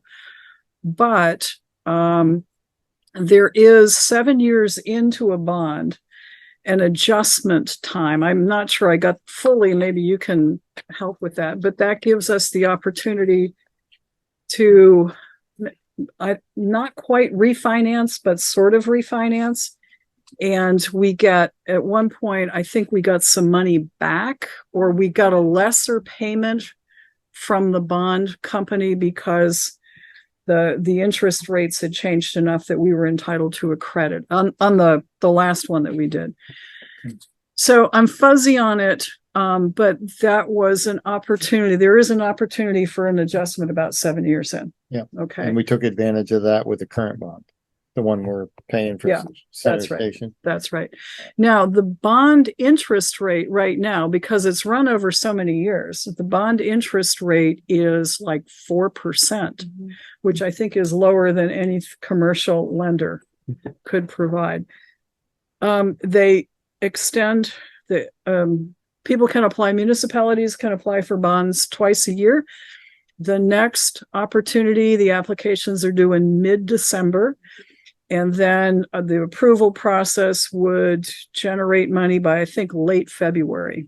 That's right. Yeah. So we would have, We got that's probably about right for the timing of when we would have run through our money. Yeah. Yeah. But you can't do it early. Remember he said, try to time it right. Yes. And to get everything like your ducks in a row ahead of time, because if you're approved, you kind of got to use it, even if you didn't need Right. it at that time. But he also said the first year, there is no interest the first year. Right? That was, I'm saying that, but yeah, again, you there was probably something got in there better. about that. So, I mean, theoretically, you could bond for the amount we've got to come up with the amount. That's the killer. We're in Yes. that 2.2 That's to right. 2.5 range. Mhm. So by December, we should have a pretty good handle from VMS on the schedule pay down. We could spend the bond first. The other money we've got, other than the ARPA funds, and I don't know what the deadline, but since we've committed those, they're spent. right. They are. Basically, you spend all that stuff, and if you end up with some left, then you take whatever's left and you pay the bond for the first 2 or 3 years. You know, if you bought, That's what we're doing. say if you borrow 2.35, that's halfway. Mhm. In February, we get the money, we put that toward the construction cost and sit on our other money. Yeah. Spend that down first till that's gone, and then we have our money left, and whatever's left of that, you might get a year or 2 or 3 bond payment, just like we did with Center. Cause we took the 2 million for the Yes. Center Station, and then we had a bunch left, and then there was some 1% money. We actually used I don't think you can't use the bond money to pay the bond. So if we spend the bond money, we can use our money to pay the bond. There's a Right. difference. You can't, there, I remember that because it was $2 million. We had some left, but that had to stay in that fire station account and you couldn't use it. So we could spend all the bond. I mean, if we want to go that way, I still like a conventional loan, except for the 10-year payback, which is going to basically double the payment. And how about the interest rate? I was just gonna. What's the say, interest rate? sounds Well, that's like just it. this They were- is- Well, what you have to do is you have to take and look at a 10-year conventional loan and what the payments are and what you pay on interest Right. versus a 20-year bond loan and see what the interest is and the payments, and you figure out what the totals are at the end of 10 years or 20 years, and you might find the 10 years is less. Right, except for the fact that they don't tell you right away what Right. those things are, and we may not have anything to compare it with. He was saying that he wasn't trying to sell us anything. He was talking like a lot of people go through bonds because of the small interest rate that they can offer by buying so many things Right. together. Right. Theoretically, bonding and traditionally is less expensive. Mhm. The downside is you can't pay it off early because people that invest in bonds, that's how they make money. It's over the term of the bond. So if you paid it off early, they get shortchanged, and that's Right. what. Matt had something. So you have to apply for the bond. So Right. We don't have to What- yet. what if any reasons are there for not being approved? Because you wouldn't want to not be approved in January when you gonna run out of money in February. If he's, Why wouldn't they approve us? Yeah. Well, from what the bank guy said, I know not the bond guy, No, but I mean the bond. I mean, The because you said the bond bond guy. application has to be in December and Right, their approval right. process is, we've been approved before for bonds by the Vermont Municipal Bond Bank. Takes them longer We've to do repaid approvals on some time, reason. so I'm I mean, assuming, so is it, yeah. I don't think the risk, unless you. I don't think it's very risky. It sounds like, and I can't say this for sure, but it sounds like it's a pretty for sure thing that they don't deny. As long as you complete their paperwork, they're gonna I'm say, pretty think sure. so. In fact, yeah. I had the impression that he would sort of encourage other towns sometimes to make up a big enough package to go out to Mhm. the bond with. He was is there any reason why they would delay because they didn't have enough? I didn't say that, but that's No. a good question. I can Yeah, I didn't Yeah. have that impression. And I think maybe the size of the bond offering varies because depending upon how many towns go into it, but I mean, didn't have they the just did- impression. They just did one like last month, I think. How big was it? Yeah, okay. well it's two That's right, because that would be the second summer time. one, right? Right. Right. So that they do this process twice a year, and this one would be Well, we don't have to make this decision tonight, but now we've No. got to digest and, we've just got to make, probably by December, by the end of November, we got to decide. I Or would mid, love by, for end of October to be Yeah. a good goal. all right, and then we can get the paperwork done and. Because And by then, Because we've got JP budgeting should time have too. a pay down schedule for us from VMS, right? Yeah, I expect that any day, Joe. Okay. A rough estimate, and we can refine it as we go forward. Right. Yeah, we really. That need was to- what we requested, was a pay down, and Right. JP is gonna get that for us and get that to us, and then that'll help you because like I said, I don't know how far the 3 million we got is gonna go. We're gonna have to know what the payments are when we do the budget, so we can't Yes, wait that's till right. end of the year to That's right. figure this out. So it's Right. all gonna come together within a month Really or quick. so, I think. so the piece that I'm most concerned about is next steps. And I would request to be involved in any next steps. I know Mary and I have already talked, but just publicly putting it out there. We need I feel like a large meeting of everyone involved, so we're all on the same page. Applications for these sort of things are just like any other loan, and more intense, but they ask certain questions about the inside of the building as well as the outside. And currently I'm just hearing bits and pieces from everybody. So I'm going to need to know all the particulars of everything, and then we can all put together our ideas and everything on the application so that I'm not giving any wrong information. But currently I don't know a whole lot about the building, so I request that anything that we go forward with, that we're all involved so we all know. Let me give you an example of, what came up, which was a really good opportunity. The bond bank guy said, by the way, we've got a new program coming in. We've got funding for it that would allow us to offer loans at 2% for any project parts of a project that were energy efficiency related. So to the extent that there's that in this proposed building, I mean, the obvious ones are solar panels, which we didn't have, but it could be a number of other things. It could be heat pumps. It could be radiant heating in the floors. If we could borrow enough to cover that at 2%, as part of our bond package and the other at 4%, we'd be saving the town some money. If we, and that's hence the request of, let's find out Everybody. what's going on so that we can, I think at that point, if that's bond, is that application, is that involved about the building, then we will need, the architect involved. oh yes. He's gonna yeah, have to be a yeah. part of the, Yes. Oh, process. it is So very we'll have- involved. yeah, Yes. is to help. And then I'm assuming Ed Clark has done this before. Oh, yeah. It's Yeah. not his first public building, so No. we should be okay there. We should be able to get their cooperation with no problem. And anything we need, we shouldn't have any trouble. So I guess that's all you can do now is just, we just, It's information gathering time and ultimately decision time about which way we go. Yes. And it's the capacity of our taxpayers to, see there's going to be an increase in taxes to pay the bond payments or the borrowed money payments, and we need to decide what that capacity is. Yep. So there we are. so. Okay. Yeah. So that's, Kari and I were charged with reporting back to you folks on what we found out, and we will continue to do so.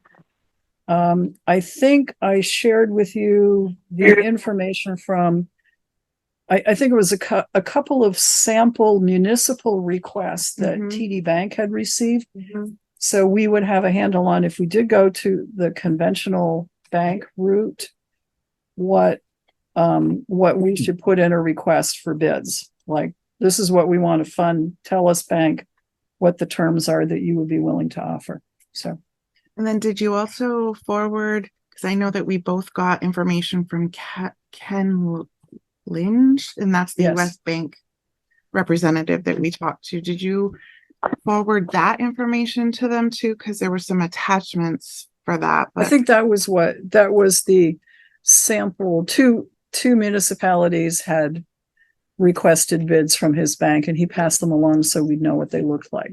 Ken did. TD is TD is the one that I'm thinking of. okay. TD is not the Ken guy.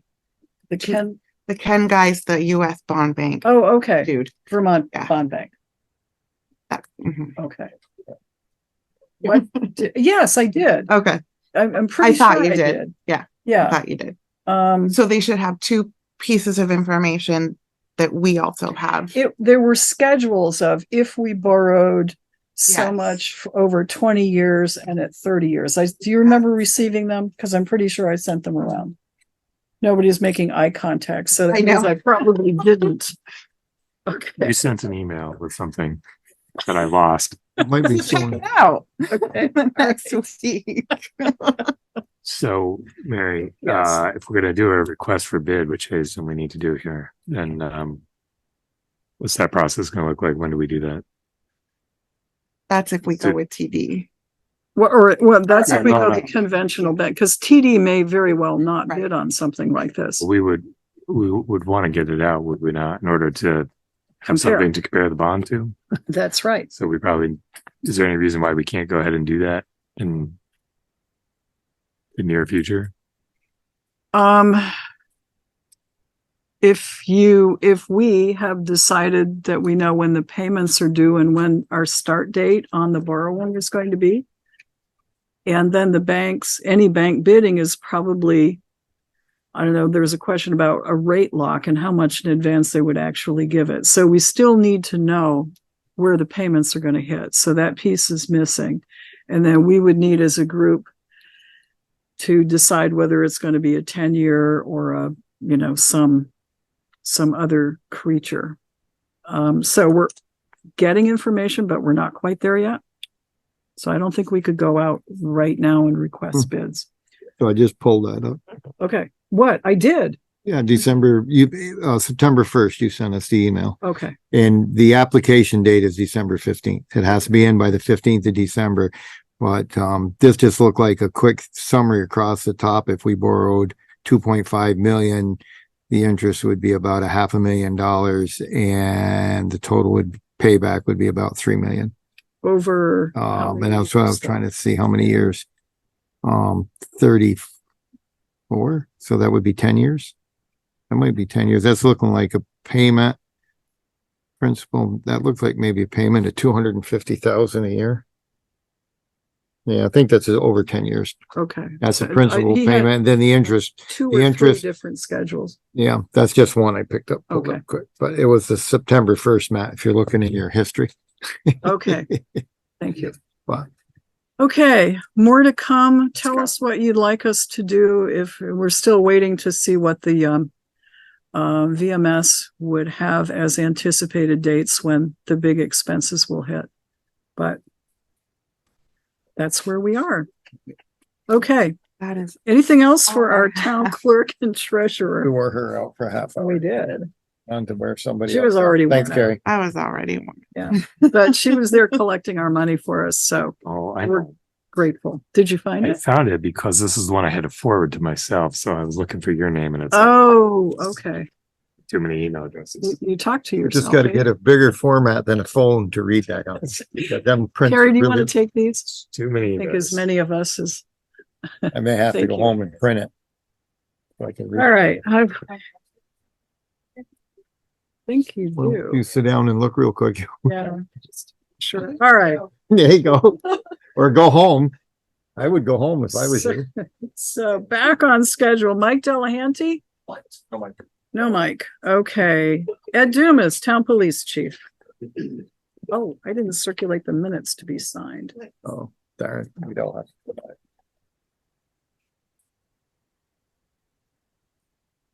So last 2-week period, we had 73 calls for service, 31 traffic stops. I'd like to, admit that 73 calls for service were mostly done by 2 officers, not 3 of us.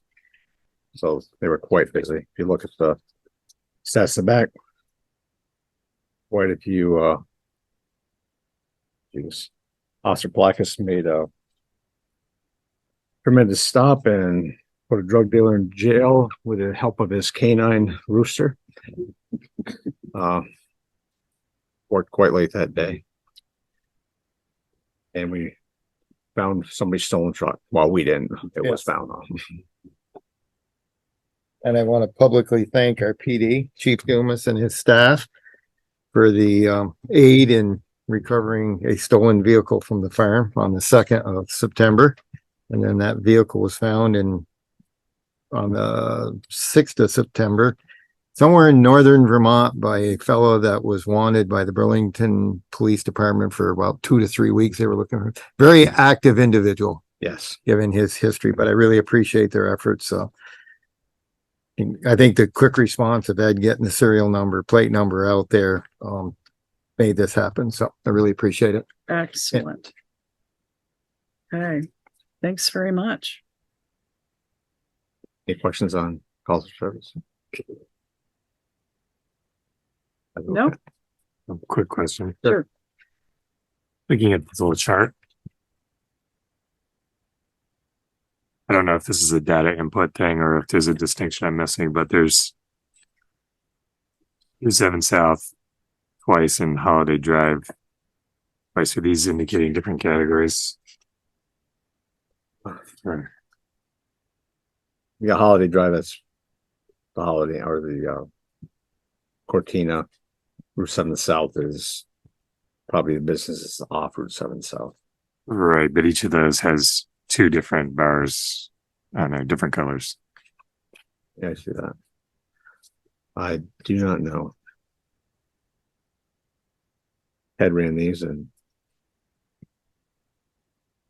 So I wonder if he has, I don't know how this works, but there may be a coding thing, with two different I will find out. versions being selected. I will find out for you.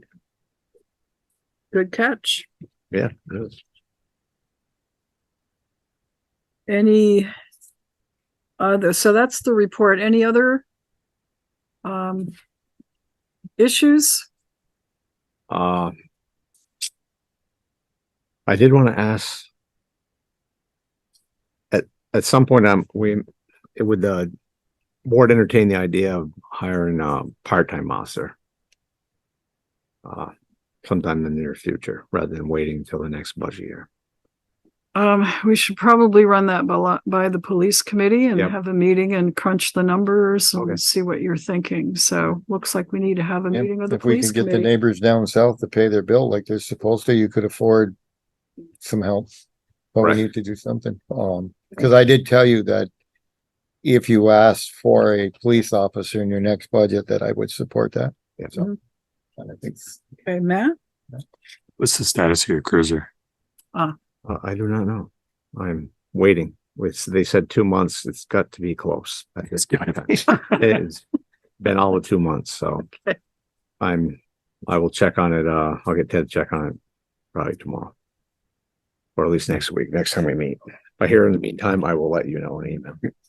So something I've been meaning to ask you all summer.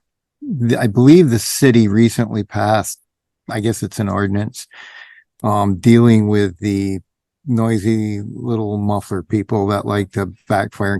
Are you aware of what they passed down there? I am Some not. type of an ordinance, something that helps to regulate that intrusion onto people's lives.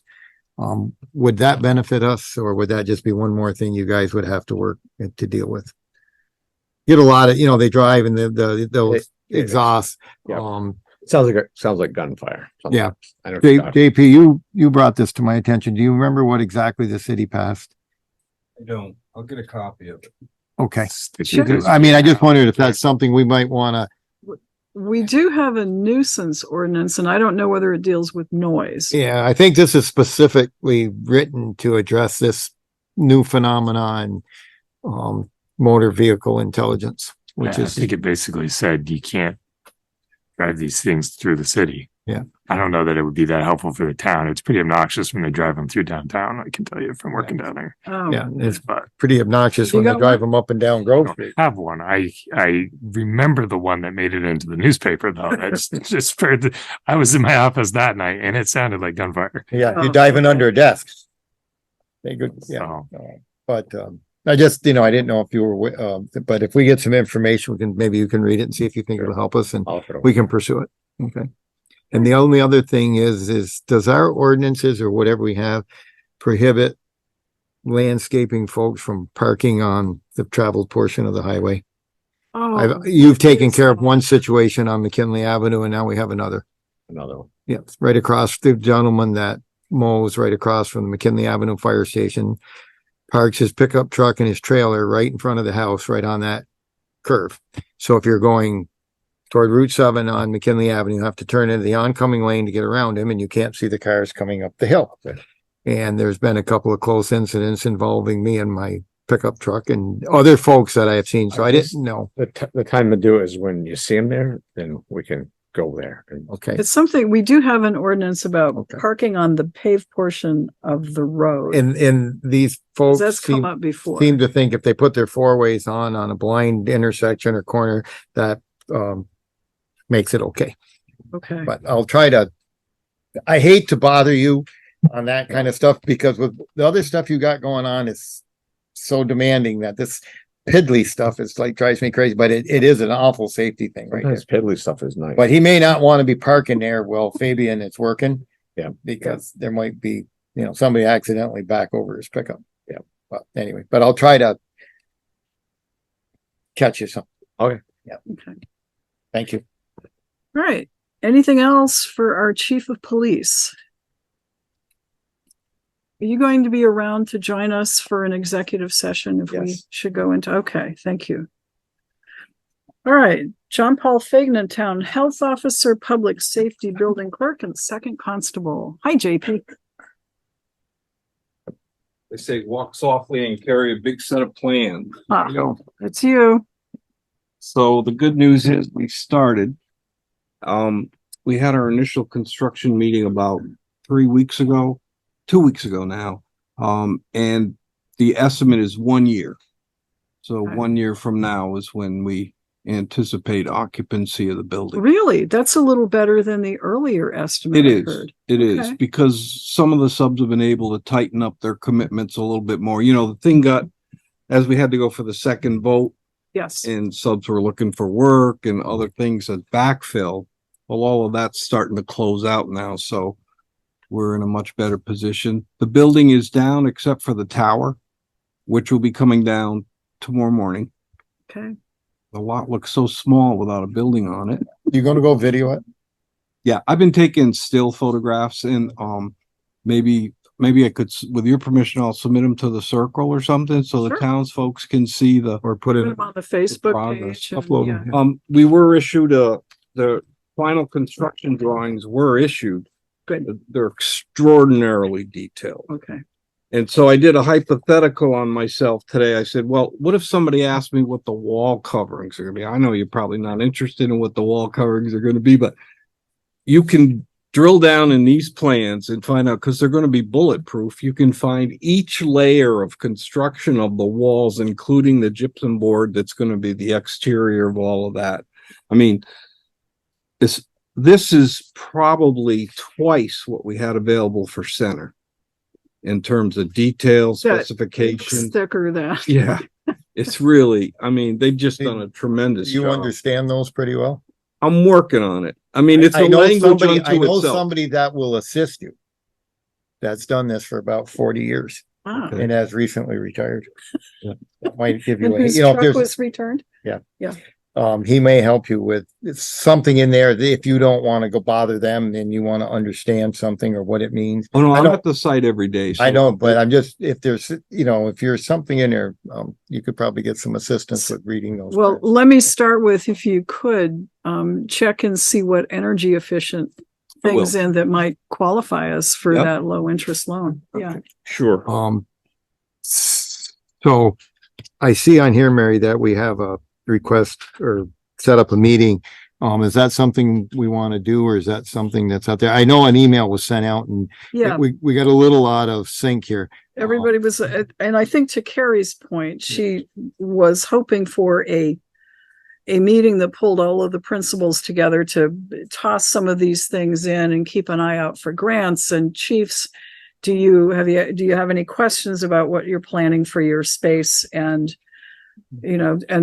keep us in the mix, because we've got to find the money to pay for all of this. So that's what I was thinking when I put out the request to set up a pub. But you guys tell me whether you would find that useful, Well, and at what point you would find it useful. I think that if we need some specific information for the bond and we need Ed's assistance, and that's what we do. I don't know if we need an update on the progress of the project other than what JP tells Yeah. us right now. I think we're good with that, but can you run that by Ed and ask him if he can have input into the bond process? You know, Sure. I mean, as if far he, because there's people out there that do this every day for a living and they can help us through, you know, I know Kari's a little rattled because she's never done one and it is probably detailed and intricate. So if they can help us with that. The other thing, and I hope I didn't step on anybody's toes, but the day they took the doors down was the 31st of August and JP was there and we were talking and the question, the generator came up. Yeah. So the generator that was at the station was big enough to run the new building. But the new building has been designed with 3-phase power.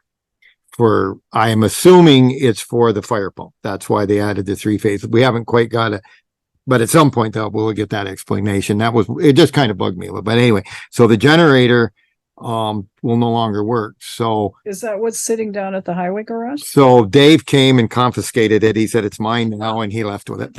But, but the highway garage now is a fire station and it requires power. So, they will be getting that hitched up and it's the automatic generator and that'll be there for life. So So it worked out very well. the committee snagged on a generator. eh? Well, actually, it was, really like, where's this thing going and who's doing it? And it was one of those things that nobody seemed to know where it was supposed to go. And as soon as it was determined it wasn't going to work, we found a home for it instantly. But in that conversation, this is the Emergency Operations Center. And at the intersection of State Place, which is to the State Police, and McKinley Avenue, is a pumping station for the sewer system.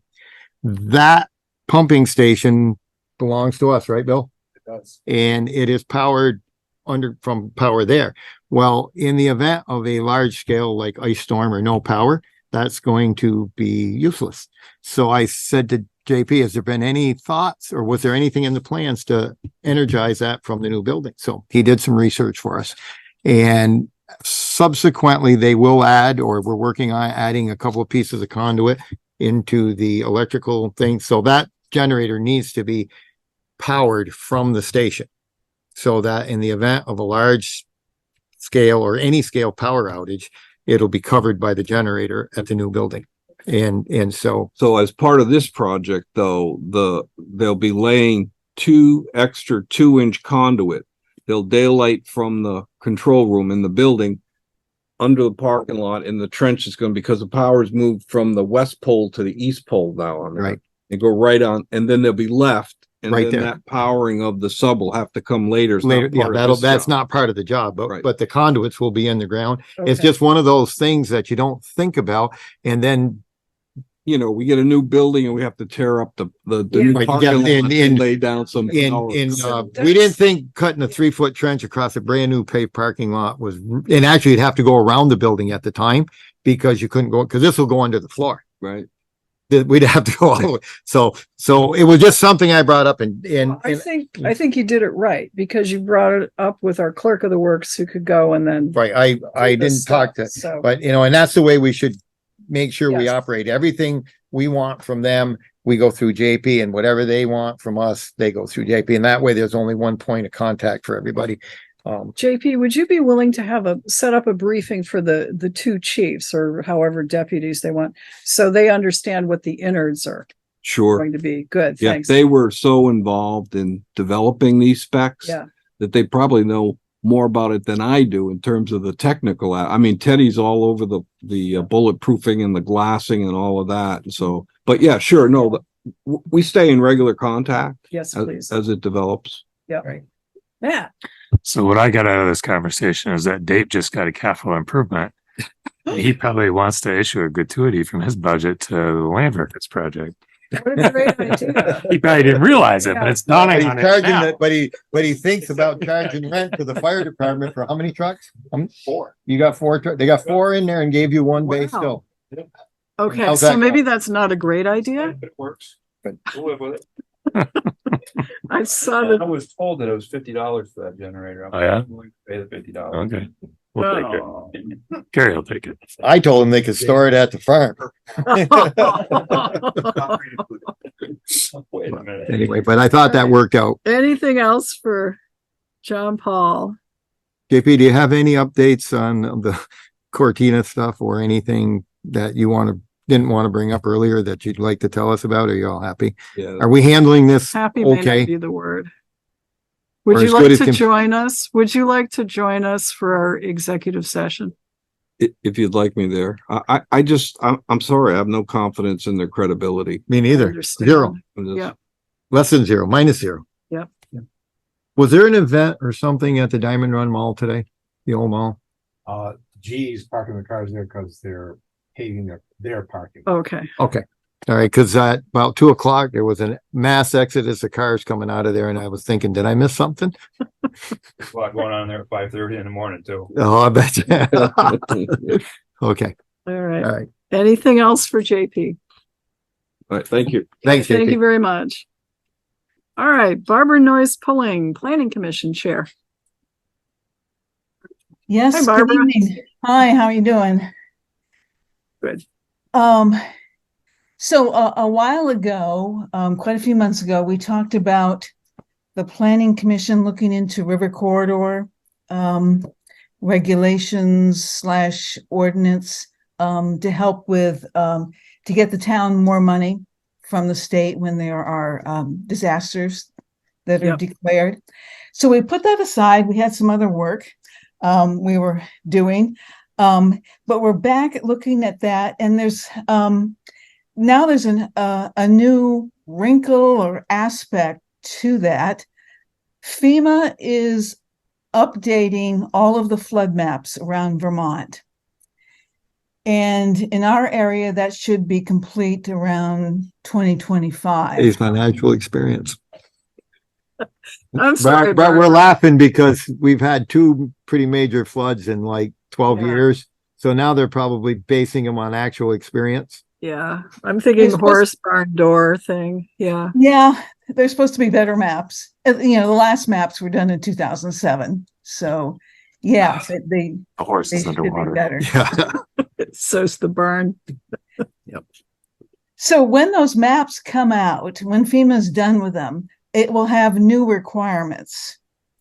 And if towns don't pass ordinances to meet those new requirements, the people who will hold insurance through the NFIP, the National Flood Insurance Program, will not be able to get new insurance or to renew insurance. So a pretty heavy stick there. You know, the good news, I guess, is that the river corridor ordinance that the state has put together for towns to consider takes all of that into consideration as well. So it will be, it can cover the river corridor and higher disaster relief funding and rates, and it will cover what FEMA is looking at. So that's pretty much just an FYI, that we'll have to add that into our thinking when we So look what's the timeline for something like this? Within the year or 2 years or so? Well, the state has come up with an ordinance that covers all of this, that can be used by towns with no zoning. It's all ready to go.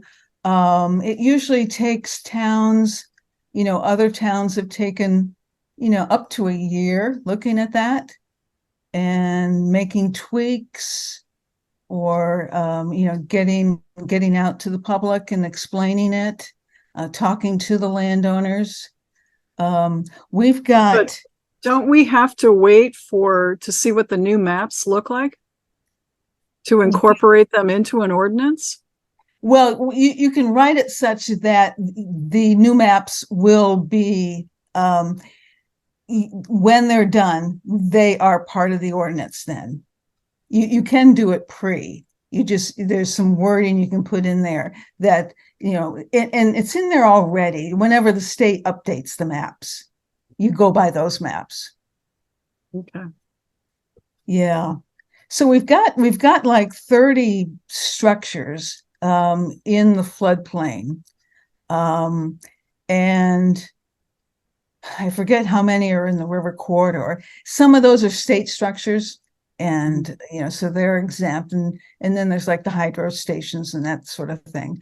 So, you know, we've got some businesses and homes that could be affected by the National Flood Insurance Program, you know, changes, if that were to be. And I don't mean to take this lightly, because I'm working with providing legal assistance to flood victims through the Bar Association. And I got to say, there are several appeals of FEMA determinations that are occurring because people were flooded during Irene and then didn't get flood insurance, and they've been flooded again and they're going to be cut off. So, you know, flood insurance is pretty critical to homeowners and to, you know, renters and people who rent properties. So it's an issue. And I've seen some of the folks who have been impacted by lack of flood insurance when they should have had it.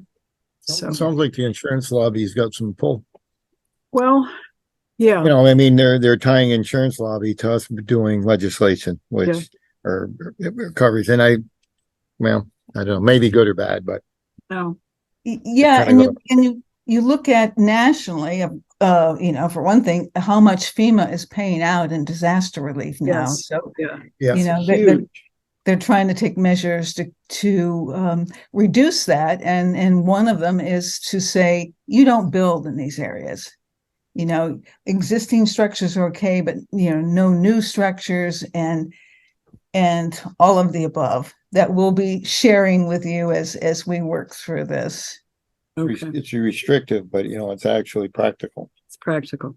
Of course, if we stop rebuilding portions of California that either burn or flood or. Well, now let's not go picking on another state. Anyway.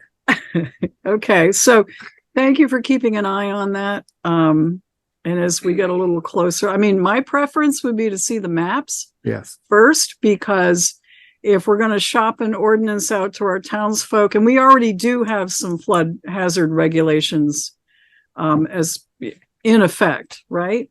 We do have flood hazard areas identified. Yes, but they won't cut the mustard when the new Right. maps. No, I understand that, but I guess it's we would be revising those rather than in a way creating a brand new ordinance. So it might be a little more, but I still would much rather have the areas identified so people will know exactly who is affected and how it's going to affect them. And that means we wait for the maps. Well, yeah, that's not how I don't think that's how they wrote the rules on this. Now we're going to put the cart before the horse. There's that horse again. Yeah, poor Okay. horse. First we drowned it. Now we're going to. All right. Any questions for Barbara? I mean, that makes sense. Yeah, and with when we're ready to get back into short-term rentals or update that, I have had a conversation with our town attorney about the long-term rentals. So be glad to share that with you. Yeah, I didn't put it on the agenda because once again, your chair has been delinquent and not tweak the first whereas sections of the ordinance. So it slid down my list for probably obvious reasons, but okay. Yeah, and you have a full agenda anyway. Yes. A lot of irons in the fire. Okay. Anything for Barbara? Good. Thanks, Barb. Sure. Okay, guess not. Thank you very much. And our thanks to the Planning Commission too. Okay, thank you. Okay, Micro, I understand, is not available. I think there's a game he is at. And so Dave Sears, our road commissioner, without even being invited, is moving I know my place. to the chair. He who now has a new generator. I do. Yeah, Well, you look at that, that's the generator in lieu of rent. Right? I think so. So far, yes, that will work for now. And you will make arrangements to get it attached and. Problem is the battery's dead, so Well, they said it wasn't working and it wasn't starting and there's a good reason. so. It's on a charger now, but we'll see what happens. Did we have a portable generator at one point? There was a generator given to the town by Velco 20 years ago. That generator, Byron took it, got somebody to wire it, and it will run either the highway garage, I believe it's what's set up, or the transfer station, because that is a 3-phase generator, but it's not automatic and it's indoors. So for these guys to run it, somebody has to go up, get it out, because if you run it inside, it's not going to work.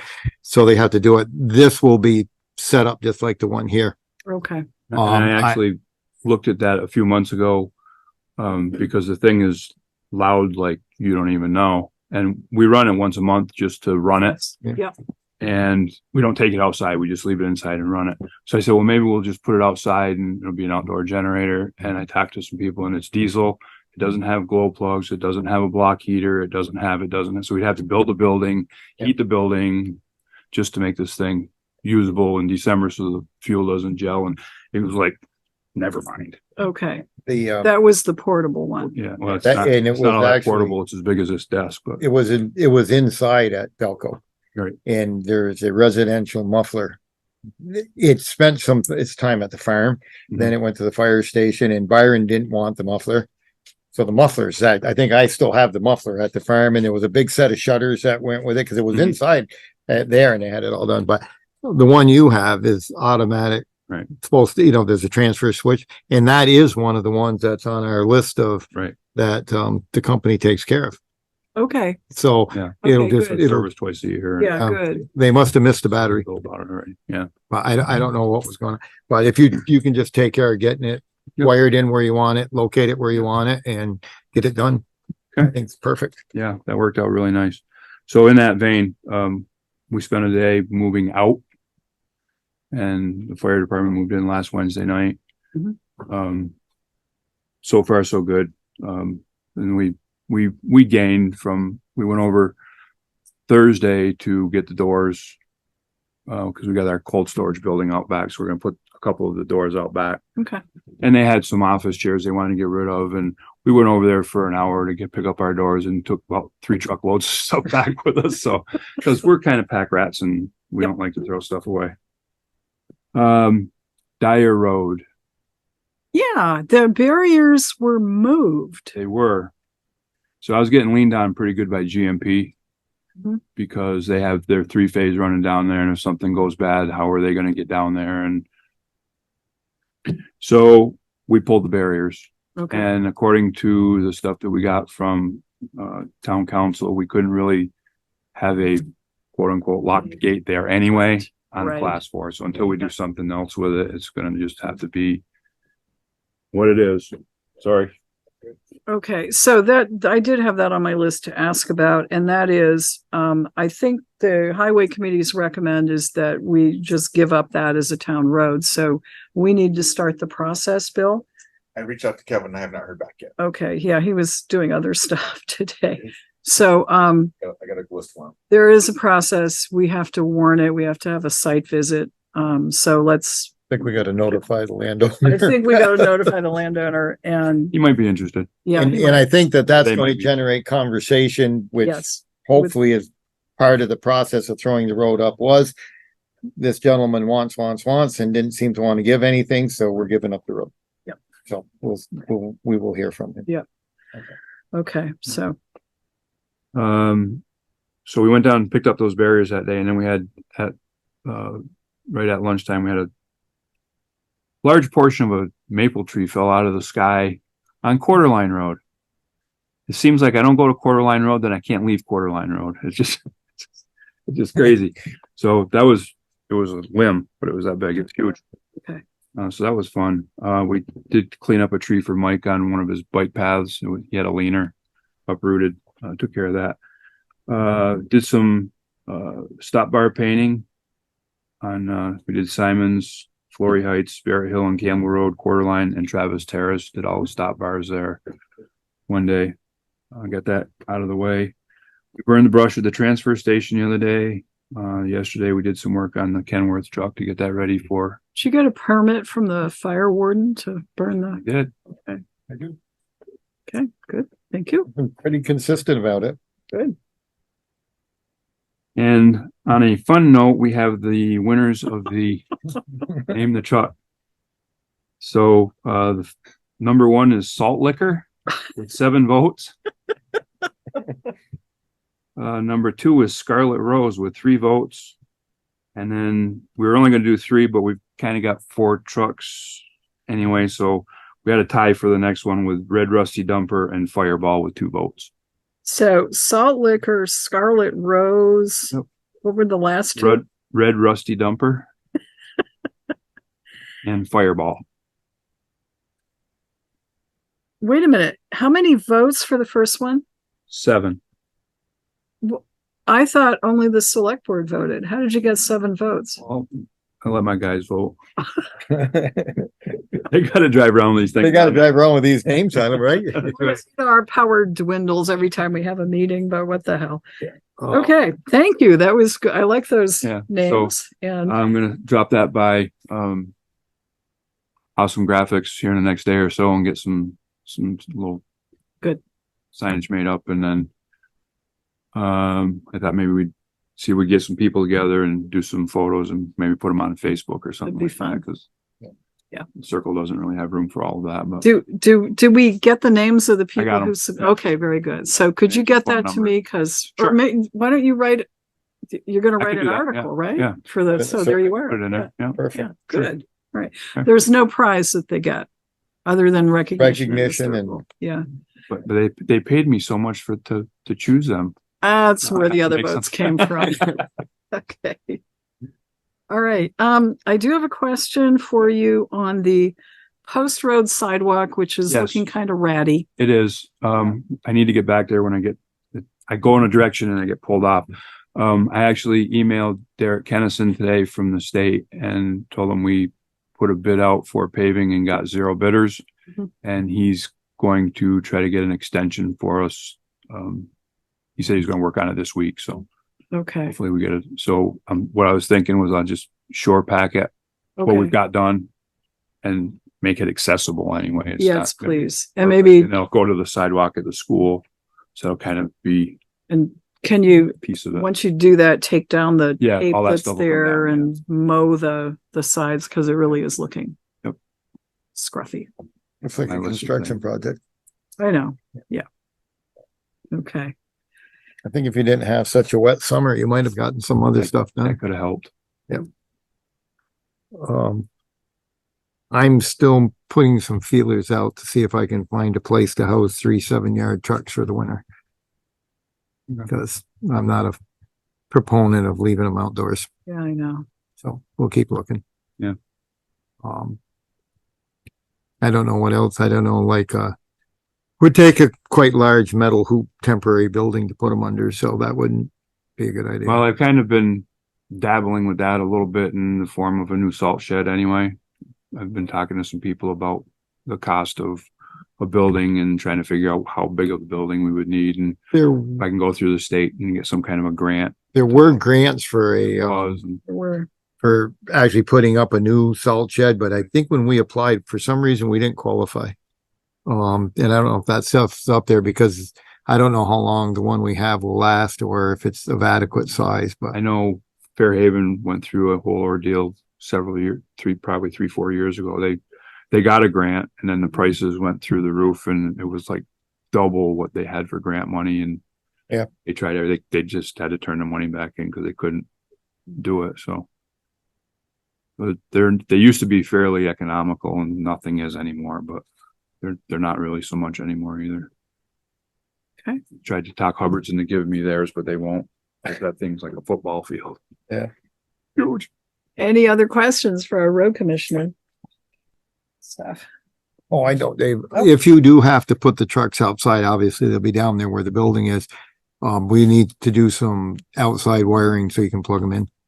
I'm thinking about that. I mean, we've got them. I don't know if you've been up there. I haven't been up now. We put them all out on the west side Yeah. of the parking lot.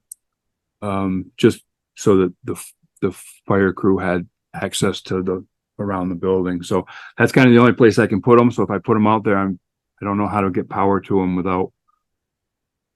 And any other Going place you across put the them, they're asphalt. going to be against the eaves, Right. which is not a real Right. great place either. Right. So, I've thought about that. I'm not sure what the solution really is. I don't want to just run extension cords across the driveway. Yeah. Because if you're the bad. first one there with your truck and plow the yard, the cords are going with it. Right. Or these guys come in at, 2:00 in the morning, a little bit of snow and they start sliding across the parking lot or something because they're in a hurry. And I got cords all wadded up all over the place, but Okay. Well, Yeah, we'll have some growing thank you pains for for this doing one. that. Yeah. Keeping that. global Wow. warming, just What? global warming. We won't need snow. Won't matter. Yeah.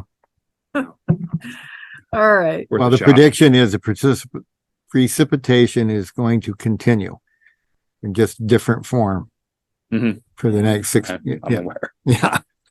So, okay. Thanks, Dave. Okay. Thank you, Dave. Thank you, guys. All right. Bill Sweet, Town Administrative Assistant to the Select Board. Hi, Bill. Any update on that fire down at, I haven't seen it for a little bit, but they're still calling help, so it's Yeah. still going on. They'll be down there for a little bit. All right, so few things we have to go through. In your packet, we've covered A, fortunately so far. B, we got the letter from the carving studio thanking us for our donation. So that is a Yes, copy of that. Very nice. Okay. A few E911 topics tonight. Last meeting we talked about changes that may be needed on Grover Drive and Gleason Road. As an example, this is a letter that I sent to a property owner after discussing with them, and this is basically what the letter would look like, that when we tell people when we have to make a change, this is what it would look like. So this is not a letter you actually sent? This is an actual change that's happened. Yes. But he hasn't So, sent it. I have sent it. Yes. So this is done. One has been sent, but this is a separate. This was a separate issue. This was a one-off issue that we were able to relatively easily fix. Talk with property owners like that. We did this in coordination with them. But this is an example of how we notify people of the change. They weren't concerned about the timeline here because it seemed pretty short. That's typically what they are. The state says usually give them 3 or 4 weeks to make notification, then we got them to make the change. So in some cases we can do them if it's a bigger change. The timeline is up to us. They put a timer on the change and just change it all at once. So depending upon the scope of it, the timing is flexible. So, but this is an example of a letter that was sent representing that kind of change. D is an grant opportunity for a park and ride. If we want to install one, we are one here. We don't have any other ones, but if they're looking for other ones, but this is just an opportunity that's out there. I don't know if it's anything we're interested in. It is a 20% match. I'm not sure we have anything left to be able to match it with at this point. So right. I think that's correct. And we have one here. We are one here. Actually, yes. I mentioned that we also have mentioned it at Rotary, a safe exchange place out here. So if people, it came up in the context of somebody who's selling something on eBay and needed a neutral place to meet with a prospective buyer. So I mentioned this place out here. When we first established that several years ago, that was one of the things we put on social media, and it ended up with something like 11,000 views. Like just that information about that. It was actually like one of the biggest we've ever had. So, but it is a great thing, and that idea came from Barry. They did that. So yeah, no, that works out. It worked out really nice. It's a nice thing to have. Good. So E and F are, and it is Grover Drive. I put Grove. It's Grover Drive. E and F are the examples of the issues that are there. So when you look at the E is Gleason Road, the ones that are in yellow are ones that should be changed to get sequencing closer. The ones in red are much farther off and to their opinion need to be changed. So the problem is for Gleason Road and Grover Drive is they were done incorrectly when they were done first. So it's an issue that unfortunately when it was done, it was not done correctly. So what's the state telling us? The ones for Gleason Road, the ones in red should change.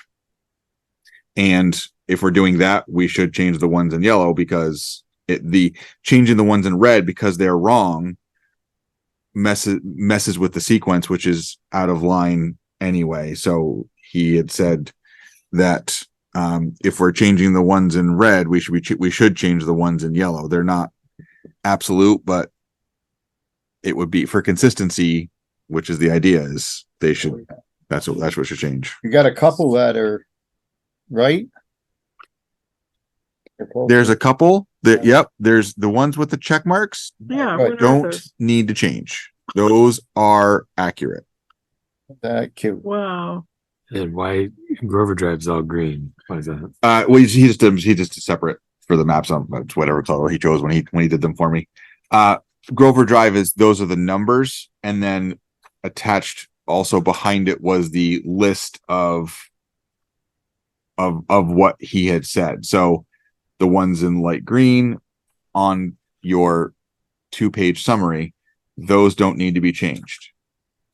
The ones in yellow are okay-ish. Orange, we should consider it. Light red, getting worse, and dark red, he said, are which is the there's on the second page, there's 6 of them that need to change. And then there's some questions on driveways and some other ones that are we need to go out to do some physical, like some actual like eyes on. But so on a Grover map, what is this telling us then? On the Grover map, the numbers that are on the map are what they should be.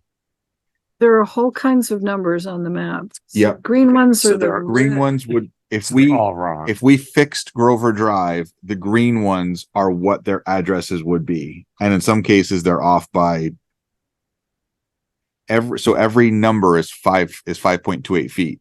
So there's one that's 110 off. Like that's a sizable distance. So we should interpret these all as being in the must change category, or well, that was his key. So this follow-up page that you have here came from Tyler, the person that made the map for me, and those are his explanations of the color. So some of them don't need to change. There's actually are some that are correct. Which color? Yeah, right. I don't get what it. colors are we looking at on here? So he didn't color code the map to match his key. Right. But the numbers. So there's a current list. So there's a current number list and an ideal number list. Mm-hmm. Those are the ones that correspond to the map. So for example, current 48, which is the bottom left-hand corner on the map, should be 52. It's off by 21 feet. So if you're going to do it, you just would probably do the whole You would start. Right? I mean, it really start your measurement from the intersection. And the same thing. If we change some and not others, the sequence becomes off, and a house with different numbers will be in different places, and it creates a problem.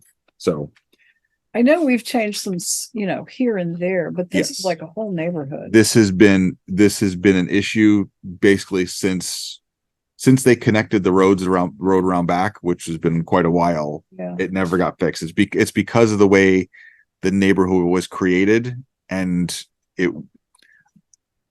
I mean, all I can speak of is what it is now. What the thinking then I can't speak to. So, if that was anticipated, they could have numbered it this way to anticipate it, but there weren't as many houses, there weren't as many driveways, but that could have been factored into it. So, it's a pretty substantial number of issues. These 2 issues represent most of the problems in the town. What's your pleasure, Select Board? Well, I think for safety's sake, we have to change it. I just don't know exactly. I mean, there's a lot of residents here that are going to be getting letters. How exactly does this impact first responders? Yep. So if for example, you see like 736 at the top, kind of top middle there, where it says 846, like the numbers are off. So it's supposed to be every 5.28 feet. So number 1000 would be 5,280 feet. It's a mile from the intersection. So it's literally how we figure out how far away we are till we get to the place we're supposed to be going. If the numbers are wrong, then literally calculating that out to apply your driving. Is it automatic? It can be. If you're going to an unknown location, then you know roughly where you're going. And in the fire department will have the least problems because they this PD and ambulances have a lot more because everybody's using the same system. You're driving up an unknown road and you get a house number of 700 and you automatically assume you're roughly 3/4 of a mile. And then you get to the location and it's not there. And then you start looking. Now you're wasting time looking. Because every 1,000 is a mile. Every 1,000 is a mile. So like on Grove Street, there's the last one I think is up in the 2,000. So it's roughly 2 miles from the bridge, and It's at every 5.2. I had to explain this to a lady. We went to a house, I can remember going, and the number was supposed to be like, I forgot exactly what it was, and they had the original lot number, and we ended up 2 houses away from the one that had the fire, because you go by the number that's, that was just a wrong posted number. And the lady insisted that that was her number, and we tried to explain, and then she came to a board meeting, and we went round and round and round and round with her that that was the original lot number. That's not your address. So in a life and death situation, it can be critical. 100 feet off, or, you stop. I know that. But don't people say, hi, fire department, I have a fire at my house. My address is 731 Creek Road. Don't they drive and look for the number on the mailbox or the whatever on the You may, building? yeah, most of the time. So, yeah. yes. But if you start letting it slip, then the system goes down the drain. They're also in our ordinance, which does address addressing. There is a requirement for the letters, actually the format of the letters, like the characteristics of how big they're supposed to be. Like, it's in the ordinance to make sure they are visible. And there's plenty that don't meet it, but it's one of those things is, it's not a problem until it's a problem. So, And it's too late. And there is no doubt about it. It's an inconvenience. It's the biggest drawback is the inconvenience changing your address. And there is no question. It's an inconvenience. I wish it was done. It's been talked about for a long time. And now that basically the lots have been sold, there really won't be any more changes coming up. So the only other way to do it is potentially as they're sold, but that could take forever. So I'd like to see us go forward. I think we got to generate a letter. I don't know if you want to do one development at a time, or you want to do them both. I can easily do a mailing to each group of people, and just explain that, and we can, kind of, I like deferring some of the responsibility to the state E11 board, that they recommend this change be done for the safety and consistency in the town, because that to me is important. So if we don't change them, then we're part of the inconsistency, and I don't like that. And I guess that's the firefighter and me talking, not the select board member. That's a motion, right? Yeah, I would make a motion that we pursue this. I think what we need to do is, and this is where I think we can help a little bit, is give folks some time to do this. There's probably rules that say it's got to be done within X number. But I think if we ask folks, this is what your new number is going to be, and you need to be in compliance within 3 months. we could send a letter saying, exactly, we could say starting July 1st, this is your number. So the timeline is negotiable. There's not like a hard and I don't fast. think They recommend 3 to 4 weeks so it doesn't hang out there. But with this kind of change, it would absolutely be, we could say, like, as of July 1st, this is what it's going to be. So that's there is some flexibility in that, sure. And the only drawback to giving people more time is the ones that change their numbers Yes. Yeah. right off. And then there may be some duplicate numbers out there for a while till we get. well, it can't be up to them as to when they do. No. Right? I think shorter is better, but not, I think that if we implement this has to take place by the first of the year. All right. So that's part of your motion? Yep, that we send letters to the affected parties, notifying them of a error in their numbering through the 911 system. Corrected numbers will be provided, and compliance is Don't January 1st, 2024. Okay, motion's made. Is there a second? Second. Motion's made and second. I think Sharon was seconding too.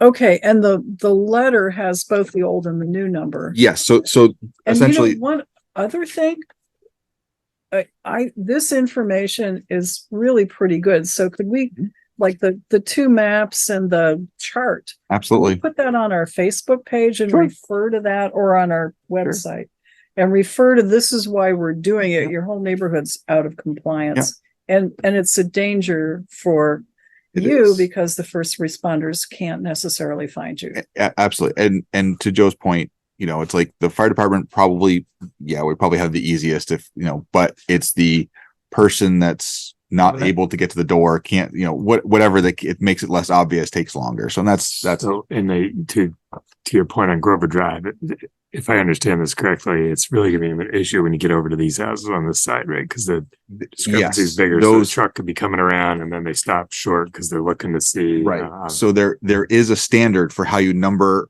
a development like that. And it was done originally as two different ways, like it because originally Grover Drive never connected in the back. It was planned to, but never did. So the numbering should have taken that into account, but it did. So it just was. If you come up here and you turn left, the numbering is going to be meaningless in terms of distance. So right. What I would ask, Byron did something which was wonderful years ago, and I would ask Dave when we do this to do the same thing is at intersections where we are coming, usually where the fire trucks are coming from. They actually have signs that have numbers and saying like, here's the numbers in this direction. So that helps. So at that intersection, that first intersection of Grover Drive, we would put up numbers, say like, you know, this way for They'll this. be actually backwards because right. Yeah. For backwards to go numbered left. Yeah. Counterclockwise. So the numbers would go from the, from the high to low. So do you do that at what Colonial? There's a place that there is. Yep. Colonial's odd. Well, okay, that's let's not yes. use that as an example, but yes. But actually, like when you leave on Post Road, there's numbers like that because Post Road's numbered from Route 4 to Route 7, and we do those a few different intersections to make it easier for those kind of basically at a decision point. You have those signs. Okay, so Dave. I'd ask Dave to help us out with that. Yes, Dave. Because of the new generator he just got. Right.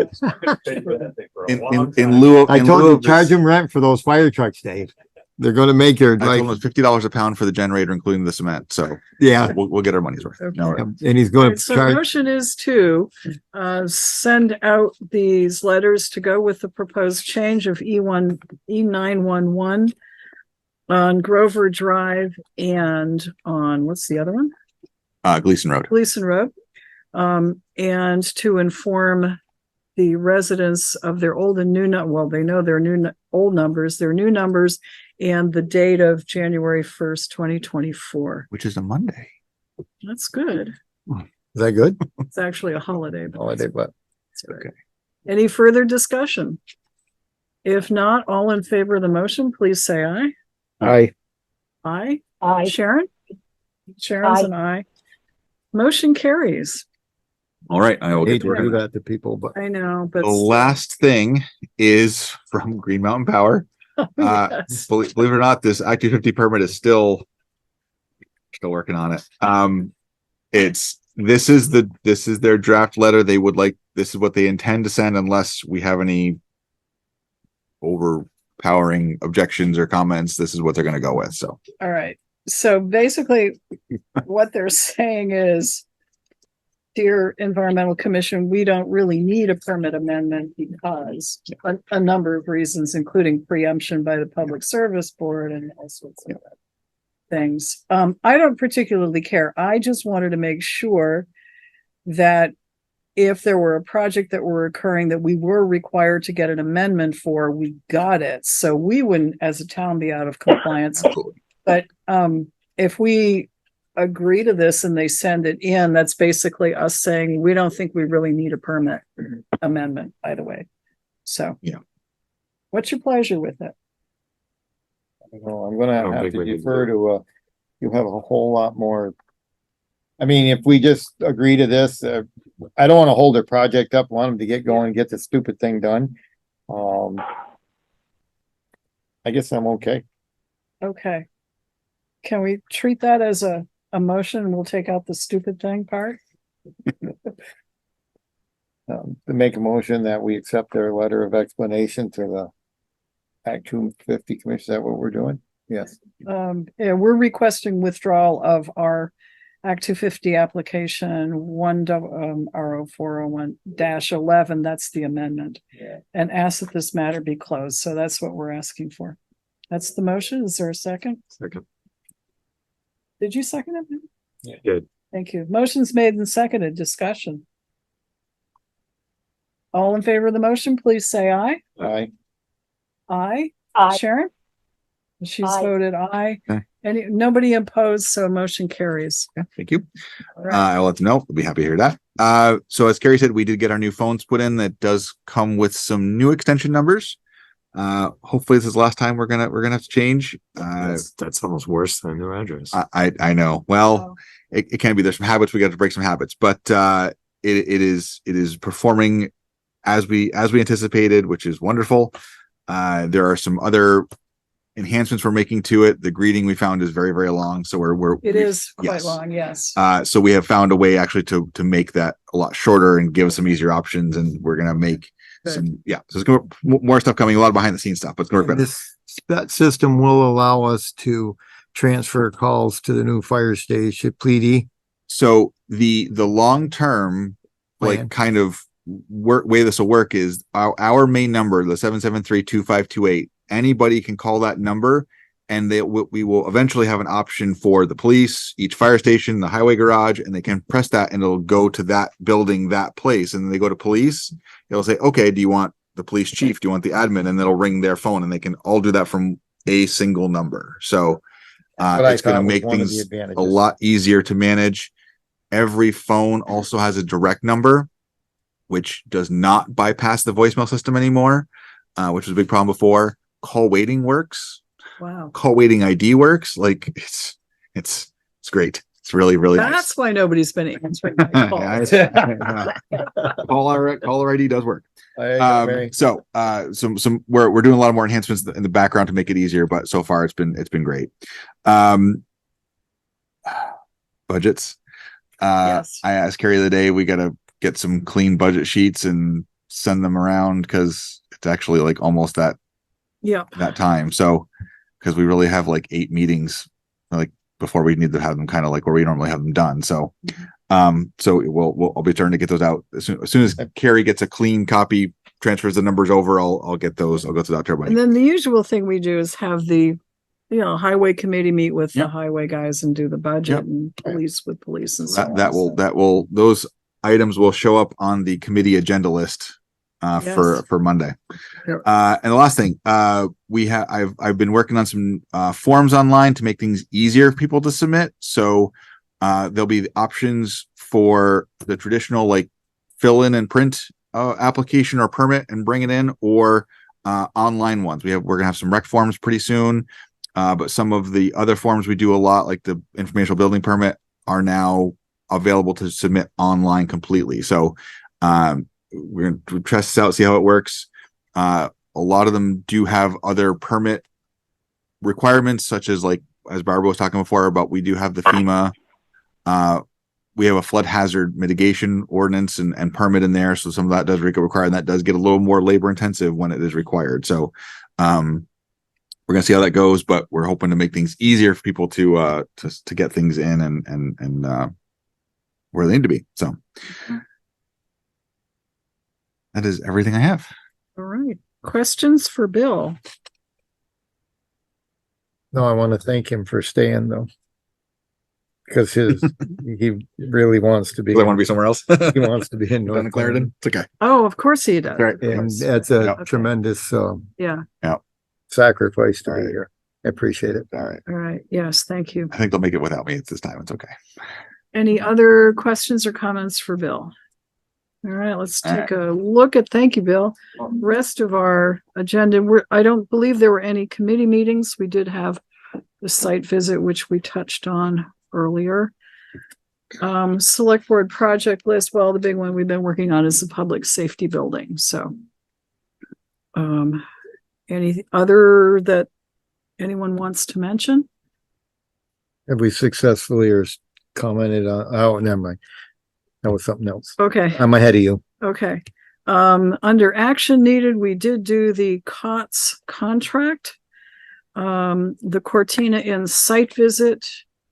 And I think did we talk about that enough? I think we probably need an executive session. Yeah, you said that you wanted to do that. Yep. Yeah. The board to discuss financing options for public safety building. Kari and I went over that. But that should show up on we need to keep that coming because we will eventually have to make a decision. We will have to go out to banks and see what they have. We'll need to decide whether to go to the bond Yes, bank or I when think as and soon so as on. we got a semi-firm number. Yeah. And that pay And the down schedule. schedule, Yeah, I yes. think we'll be good on that. Okay. Yep. Board to set meeting to review public safety building plans. I think the sense was we're piecing it a little bit. JP is going to make sure the chiefs know and have input and know what's going on with the innards, and everyone should be looking for opportunities to find grants or low interest loans to pay for things. Okay. Any other new items? Good. Okay. All right. So I will. Need a motion to go into executive session. Yes, to please. discuss That's pending litigation. Ongoing litigation. Yes. Okay. Motion's been made. Is there a seconded? Motion's been made and seconded to go into executive session with the chief of police and I think JP, public health, health officer. All in favor of the motion, please say aye. Aye. Aye. Sharon, was that an aye? Yep. Okay, Here, thank go you. ahead. No one opposed, so we'll be in executive session. These folks came in late. Yeah, sorry, folks. Yeah. Okay. And identify yourself, please. Sure. I'm Brenda Siegel. And thanks for having me. And I'm sorry I wasn't at the Cortina the other day. I had car trouble and I was in the shop. I do work across the state. We run a hotline and Homelessness Vermont, and we work across the state with clients who are in the voucher program. Because Cortina is such a large hotel, we have quite a lot of clients that have called us and who we work through their emergency vouchers and needs. Because of the nature of our hotline, we specifically work with people with the most severe disabilities quite frequently, including severe cognitive disabilities, and many of them at the Cortina. And I had some concerns about the way that so one thing I just wanted to bring up and hope that we can change is I had some concerns about the way we're talking about these individuals. I think about many of our own family members who could at any moment have a disability or be diagnosed with some sort of cognitive decline as they get older and lose everything and then end up in one of these settings. And I know that for the people who are in the middle of this experience, it is an incredibly demoralizing and demeaning experience, and they have no choice but to be where they are. It's not ideal, but it is not outside. And that's better for our communities. And that's also better for the clients that I'm working with as well. I'd be happy to answer any questions about, I spend a significant amount of time in the Cortina, even though we go statewide, either myself or Rebecca, who works with me. And also Rebecca is I'm going to say graduate of the program. And we also spend a significant amount of time working on people's vouchers with economic services, ensuring that people are moved we do the work if people need to be moved because it's not a good fit in that space for them. And we do a lot of that type of work. I just want to counter, not 90% of the people in the Cortina are bad and 10% are good, as I did hear the chief say at one point.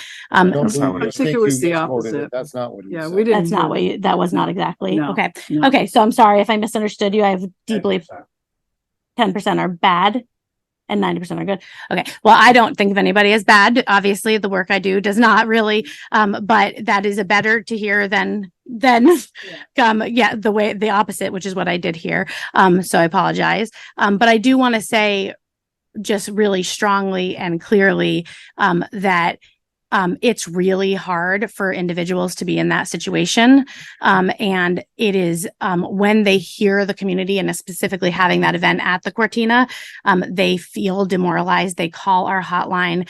Sometimes they become, if they're struggling with mental health, they may really start to struggle with their mental health and need to actually get extra assistance. We then hear from them. So while I understand that what you're looking out for is the community, But I just want to make sure that we're clear that the individuals in the hotel are part of the community. I was hoping you would make that, because I Yeah. think what our concern is, this is in some ways potentially substandard housing for them.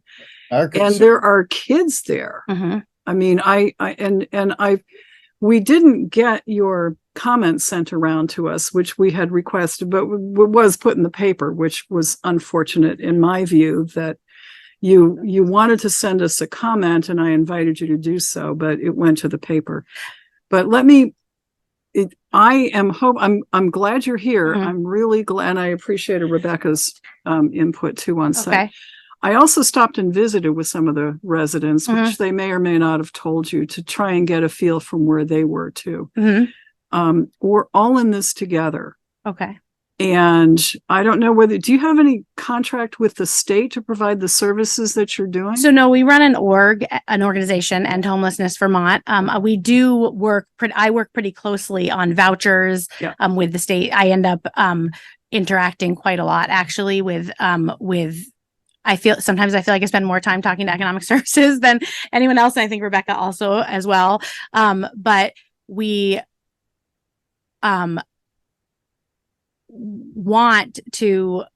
want people to be in healthy, safe housing. Yes. As a low income single mom, I have lived in apartments that are definitely substandard housing. And I have lost my housing in Tropical Storm Irene, and my son and I spent 18 months not outside, but without housing.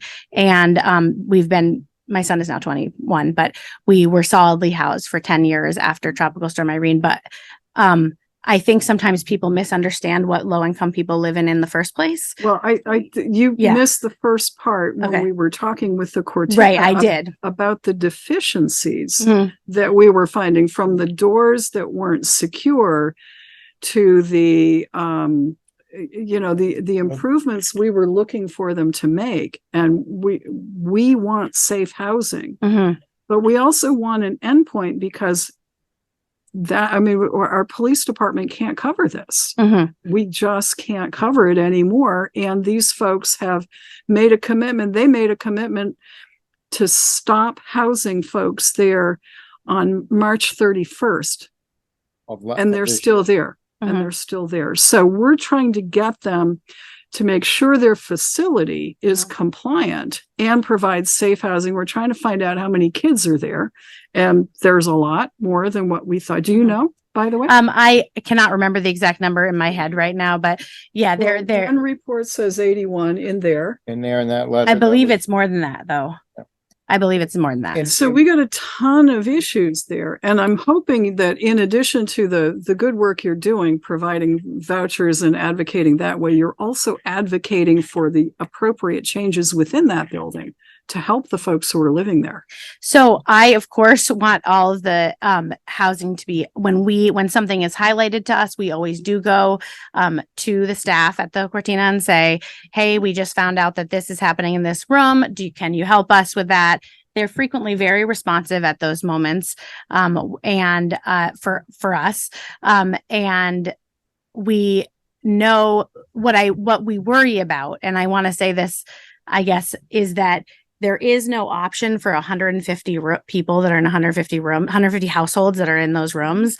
And if that were to be shut down, I worry that they would then be outside. Yes. And that makes me very, very nervous. And I don't believe that hotel housing is the ideal housing for our families. I don't.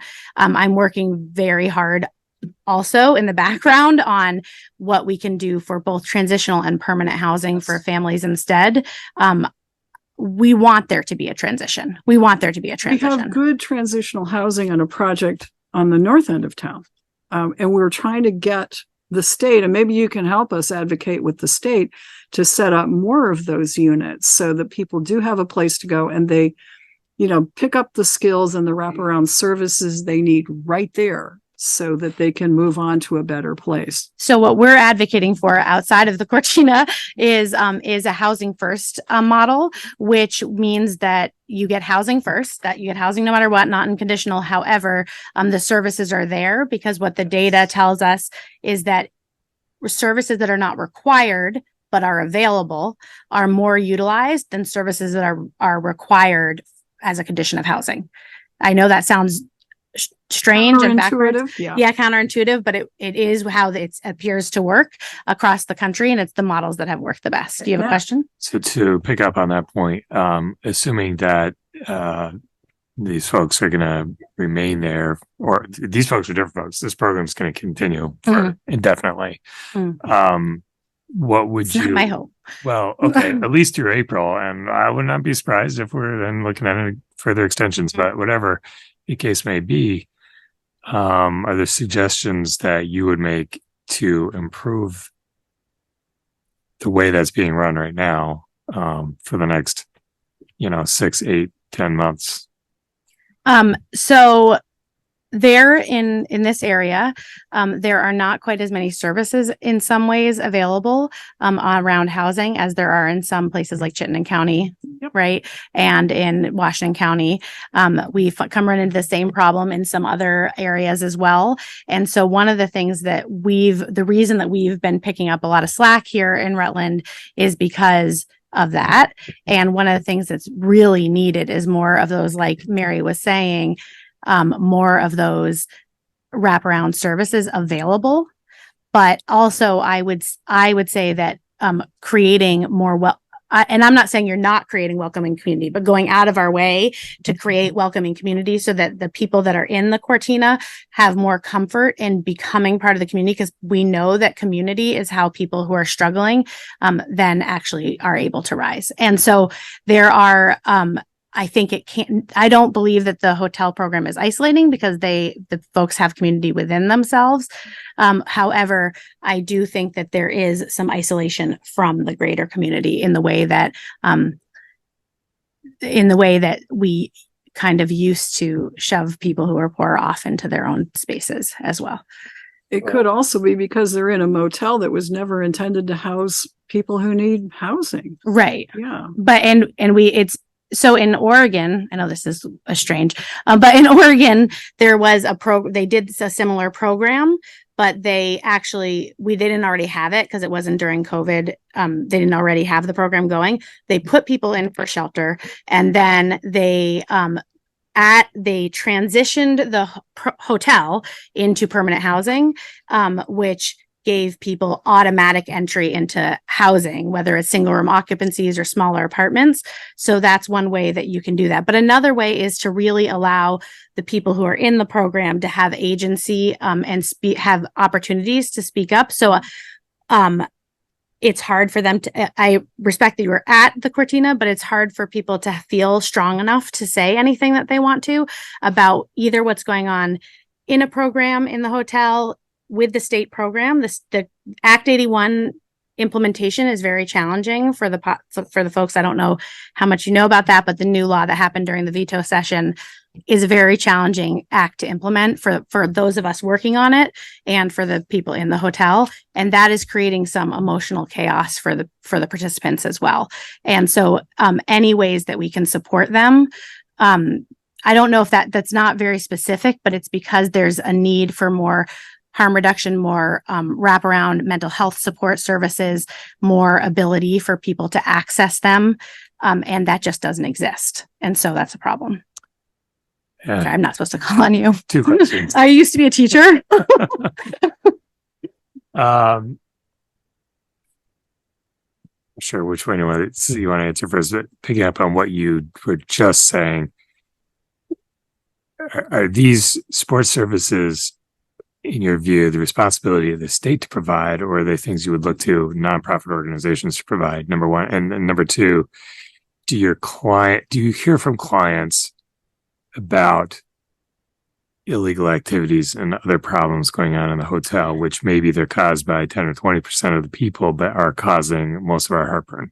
So let me start by saying that, can you remember what your first question was? I got sidebarred. Support services. Support services. So, organizations and providers right now are being expected to do work that's not possible for us to do on our own. but because of the way that the program is being implemented. And so I would say that not that the state needs to provide them, but the state needs to provide the resources to be able to provide these services in our communities. I don't believe that all of our organizations are taxed. I'm looking at Rebecca because we were up till 1 a.m. going through our clients' vouchers because I knew I had to go through their vouchers with the state today. So I don't believe that those of us that are doing the work on the ground can offer much more than we are already offering. I think we're really being taxed without some support from the state.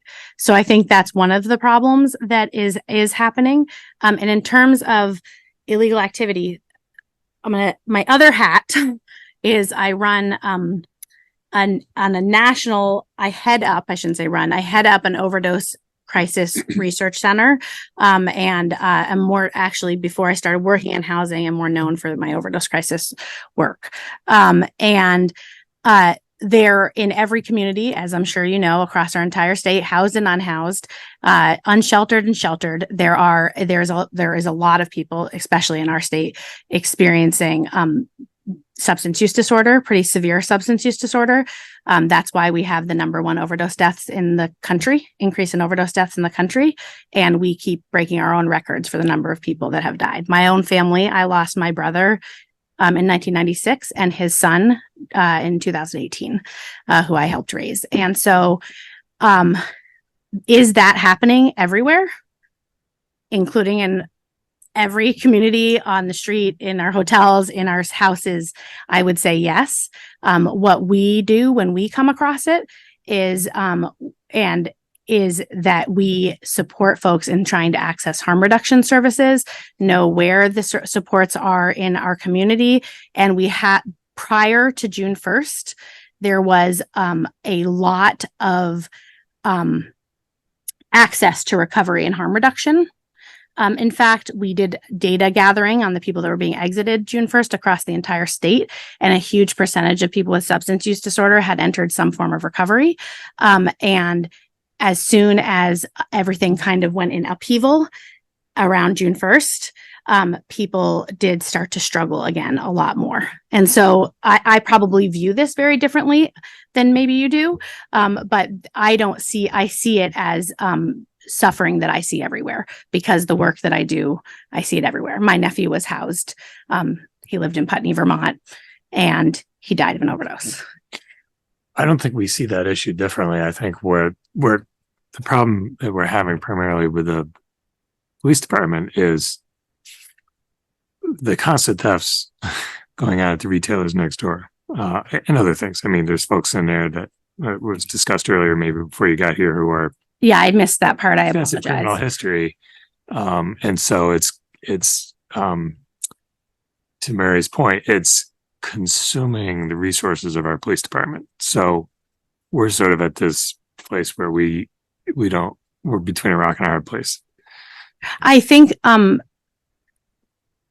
so I would love to give you, I have to find the chart. I have not, this is the 4th time in the last 3 days I've offered this chart to people. So I need to find it and I'll send it to you.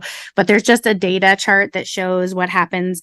And I've been meaning to reach out to you to have a conversation because Rebecca told me about yours, that shows that the more that every time we increase criminalization, which includes sometimes theft with people with substance use disorder, every time it increases the potency of substances, it increases the availability of substances and the overdose deaths. And so, again, another counterintuitive piece of information is sometimes when we wrap people again with supports, we keep coming back to this and harm reduction offerings, then we actually see those things decline. And I think Narcan is one form of harm reduction. There's a lot of let's sit down and talk, because harm reduction is a big category. But it is the data shows us that that's what works. I keep looking at you. I can't call on you, but I just want you guys. Sorry, Joe. Was I ignoring this? No. Okay. I just wasn't, I'm trying to be polite and not interrupt you. Okay. Yeah. But, well, I think the one thing that maybe you misunderstand a little bit about this board is our concern is not with the folks that are put into this environment. It is the way this environment is being run and the lack of concern by the owners. Okay, those, and it was brought up at our beginning of the meeting when we met with them, is that they are a hospitality minded ownership. And they are and they're trying to run a homeless shelter. And they have no clue on this planet what they're doing. Okay. And you may not agree with me and you may not say it, but we have been dealing with this for over a year now, a year and a half. And they do not keep their word on what they're doing. I believe their only interest is collecting a sizable amount of money and putting it in their pocket and providing minimal support for the thing. So our gripe is not with the people that are forced into it. The fortunate people, the unfortunate ones that are forced into this environment, some of it is of their own doing, but most of it is not. The ones that prey on those people are the 10% that Ed talks about. Those are the people that are making this a very difficult situation for the homeless to live in. And the people ownership and running that do not know how to handle that. They don't have management. The hotel environment is not a good environment for long-term housing. And because you're throwing all kinds of people into a very small area, and people that would not normally have contact with drug dealers or thieves or whatever are being forced to associate with them. And when you're down on your luck and you might be easily persuaded to do things you wouldn't normally do. And that's our concern. Our concern is more for the safety of the 200 or so souls that are in that building and the lack of concern by the ownership. Now you're down there doing what you can do, but you can't tell the ownership how to run that business.